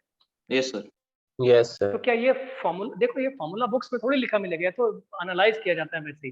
कितने पॉइंट आपको क्लियर हुए क्या? सबको समझ में आ रहा है भैया? Yes, sir. Yes sir. अच्छा अभी एक चीज और सुन लो मेरे भाई, एक चीज और सुन लो। कोई बोले अच्छा सर आपने ये तो बता दिया, ये single chiral carbon, multiple chiral carbon, हम जरा एक प्लेन ऑफ सिमेट्री वाला भी तो बता दे। तो उस टाइम है 10 मिनट रुक जाओ, हम दूसरी क्लास थोड़ा लेट शुरू करवा देंगे, है ना? भागते जाते हो उस टाइम पे, थोड़ी देर देखो, क्योंकि अब नहीं तो फिर फिनिश हो जाए ना तो हम अगला फिर शुरू कर देंगे नेक्स्ट क्लास में। मेरे भाई एक बात बताओ, अभी आपने टार्टरिक एसिड देखा, टार्टरिक एसिड जिसको बोलते हैं, उसमें 2 सिमिलर कायरल कार्बन एटम थे। तो 2 सिमिलर कायरल कार्बन एटम थे, अपनी कॉपी में देखो, उसमें एक मेसो आ रहा था, 2 ऑप्टिकली एक्टिव आ रहे थे, है ना? और उसके बाद उसी में आ रहा था कि वही जो भी एंड सो ऑन। हम आपसे पूछना चाहते हैं उसका भी ऐसे कोई फॉर्मूला बता दो, तो हम आपसे पूछना चाह रहे हैं। तो लिखिए, हेडिंग लिखिए, लिख लो, 10 मिनट लगेगा, हेडिंग लिखो, नहीं तो भैया फिर हम बार बार थोड़ी इस पे वापस आएंगे। लिखो optical activity around,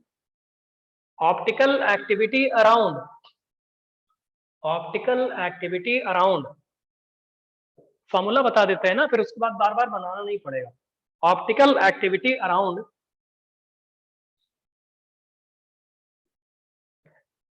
n similar chiral carbon, एक minute, n chiral carbon containing molecule, optical activity around n chiral, ये n लिखा है, n इंटीजर है कोई, n chiral carbon containing molecule with symmetry, plane of symmetry हो सकती है या कोई और सिमेट्री हो सकती है।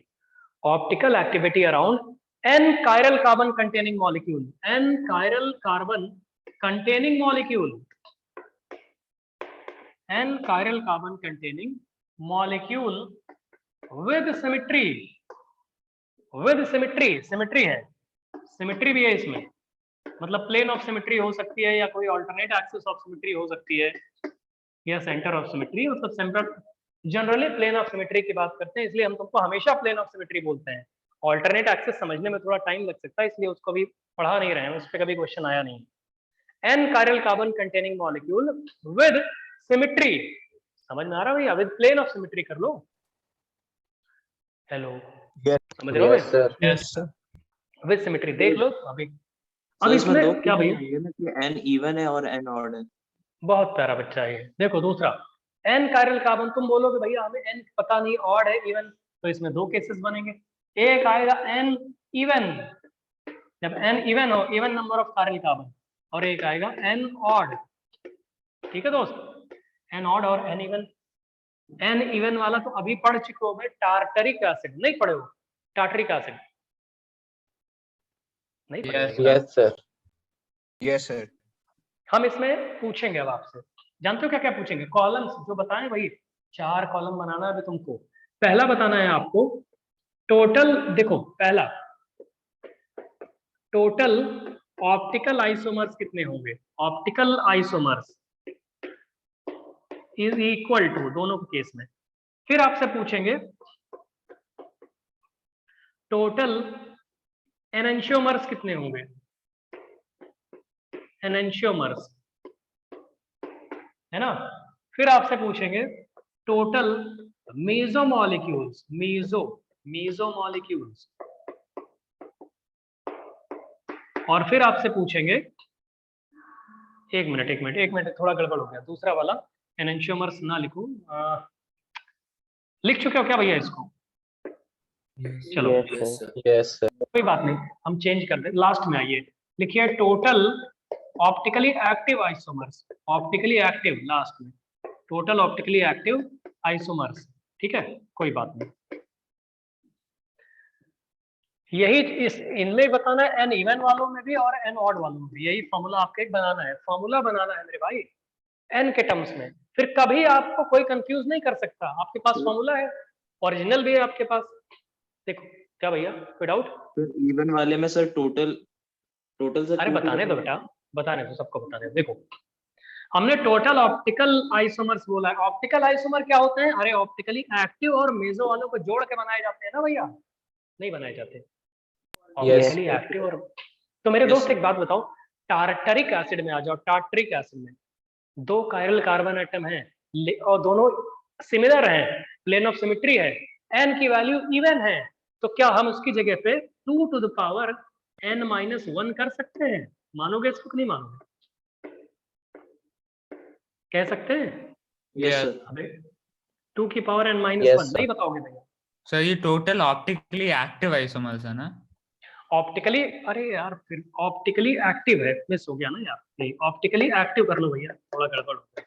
ऑप्टिकली एक्टिव आइसोमर्स है, जल्दी में लिख नहीं पाए। ये टोटल ऑप्टिकली एक्टिव है और ऊपर है टोटल ऑप्टिकल। टोटल ऑप्टिकल जो होता है वो ऑप्टिकली एक्टिव और मेसो वालों को मिला के होता है। बस देख लो भैया, अभी हम क्लास हमारी थोड़ी लेट शुरू करवा देंगे दूसरी, लेकिन ये फॉर्मूला बताना जरूरी है, नहीं तो फिर मिस हो जाएगा। देखो दोस्त, क्या ये सबको समझ में आ रहा है 2 की पावर n-1? Yes, sir. हाँ ना, साले नहीं बताते। Yes, sir. मेसो वाला आपको पता है टार्टरिक एसिड में एक बनता था single, sir 2 to the power n/2 minus. बहुत प्यारा, 2 की पावर n/2 कर दो, n इवन है ना तो n/2 डायरेक्टली कर दो और फिर -1 लगाओ, ऊपर ही लगाना 2 की पावर में, 2 की पावर में ये चल रहा है भैया, 2 की पावर में n/2 -1। क्या कन्विंस्ड हो इससे सब लोग? बताओ भैया, हाँ, n/2 -1 है। Yes, sir. मेरे भाई नहीं बताओगे क्या तुम लोग? n/2 -1 समझ में आ गया? Yes. अबे तो मेरे दोस्त एक बात बताओ, अरे मेसो वाला और ये वाला ऑप्टिकली एक्टिव वाला जोड़ दो, तो जोड़ोगे तो ऊपर क्या आएगा इसकी जगह पे? क्या 2 to the power n-1 plus 2 to the power n/2 -1, यही तो टोटल हो जाएंगे। Yes, sir. Yes, Yes, sir. भैया मेसो और ऑप्टिकली एक्टिव मिला के टोटल ऑप्टिकल आइसोमर आते हैं, ये फॉर्मूला कभी फेल नहीं करेगा, n number of even number of carbon containing है तो। कर लोगे बच्चा? Yes. बताओ। Yes, sir. और एनेंशियोमर्स क्या होते हैं? अरे ऑप्टिकली एक्टिव का बाई 2 कर दो बस। एनेंशियोमर्स का फॉर्मूला क्या लिखोगे? Two to the power n-2. n-1/2 या 2 की पावर n-2 कर सकते हो। ठीक है, बताओ दोस्त। चलो, Yes, sir. यहाँ पे आते हैं, यहाँ पे 4 फॉर्मूले बनेंगे। n ऑड वाला हमने अभी कोई प्रूफ करके नहीं दिखाया है, जस्ट वैसे ही बता दे रहे हैं, जस्ट वैसे ही बता दे रहे हैं। यहाँ पे जो आता है टोटल ऑप्टिकली एक्टिव आइसोमर जो होते हैं, देख लो भैया, टोटल ऑप्टिकली एक्टिव आइसोमर आते हैं 2 to the power n-1। n-1 तो वहां भी थे।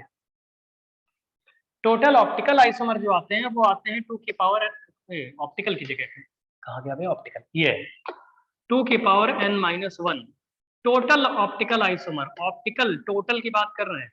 मीजो कंपाउंड जो होते हैं उनको देखो, मीजो कंपाउंड आप ऐसे एल्गोरिथम फॉलो करता हुआ या सिमेट्री फॉलो करता हुआ आपको नजर आएगा। मीजो यही तो है, हाँ तीसरा वाला। यहाँ का मीजो क्या था, 2 की पावर n/2 था। n जब इवन होता है तो n/2 करते हैं, n जब ऑड होता है तो n-1/2। हाँ ऐसे कर दो, ऐसे सोच सकते हो। अगर फॉर्मूला भूल जाओ कभी, सोचोगे ऑड वाले में क्या होगा, तो ऑड में से एक सब्ट्रैक्ट करके फिर बाई 2 करो। इवन वाले में क्या होगा, उस नंबर को ही पहले बाई 2 कर दो फिर -1 करो। समझ में आ रहा भैया मीजो कैसे बना रहे हैं, मतलब फॉर्मूला कैसे याद करने का तरीका। Yes, sir. Yes, sir. तो भैया मीजो आ गए आपके 2 की पावर n-1/2 और टोटल ऑप्टिकल आइसोमर आ गए 2 की पावर n-1। ये टोटल ऑप्टिकल आइसोमर। तो मेरे दोस्त टोटल ऑप्टिकल आइसोमर जब इतने हैं तो ये किसका होता है, मेजो और इसके ऑप्टिकली एक्टिव मिला के होते हैं ना, मेजो और ऑप्टिकली एक्टिव मिला के नहीं होते। तो मेरे भाई ऑप्टिकली एक्टिव वाले कितने आ जाएंगे, जो मेजो है 2 की पावर n-1 minus 2 की पावर n-1 2 की पावर n-1 माइनस 2 की पावर n-1/2 आएगा दोस्त। Yes, sir. Yes. Yes, sir. n-1/2 देख लो दोस्त, गलत नहीं है, कभी भी फेल नहीं करेगा। कुछ और बच गया, ये बच गया, क्या है एनेंशियोमर्स। अरे इसका बाई 2 कर लोगे, इसका, हाँ सर। अरे इस पूरे Yes, नंबर का sir. बाई 2 करना है तुम्हें, इस पूरे नंबर का बाई 2 हो जाएगा दोस्त, कर लोगे भैया। Yes, sir. Yes, sir. हो जाएगा ना, फॉर्मूला ना लिखे उसका, लिख लोगे अपना। अरे एनेंशियोमर्स क्या होते हैं, Yes. टोटल ऑप्टिकली एक्टिव का बाई 2। ठीक है दोस्त, Yes. बस एक काम कर लो, Yes. हम इसी पे प्रैक्टिस के लिए 2-3 मॉलिक्यूल दे रहे हैं, नेक्स्ट क्लास में करके आना। मॉलिक्यूल लिख रहे हैं, जल्दी से छाप लो अपनी कॉपी में, हटा दे इसको, लेफ्ट वाला हटा दे। Yes. एक मिनट। हाँ सर बता दी। सर हाँ भैया, सर जो ये symmetrical carbon atoms sir chiral carbon atoms होते हैं सर, उसमें डायस्टीरियमर्स का कोई फॉर्मूला बनता है क्या सर? हमला बन जाएगा, बड़ा कॉम्प्लिकेटेड है ना दोस्त, इसलिए उसको हमने कराया ही नहीं, ओके सर। इसलिए कराया ही नहीं। ये देखो एक मॉलिक्यूल हमने लिखा है, 3 सिमिलर कायरल कार्बन एटम है, पक्का प्लेन ऑफ सिमेट्री आएगी।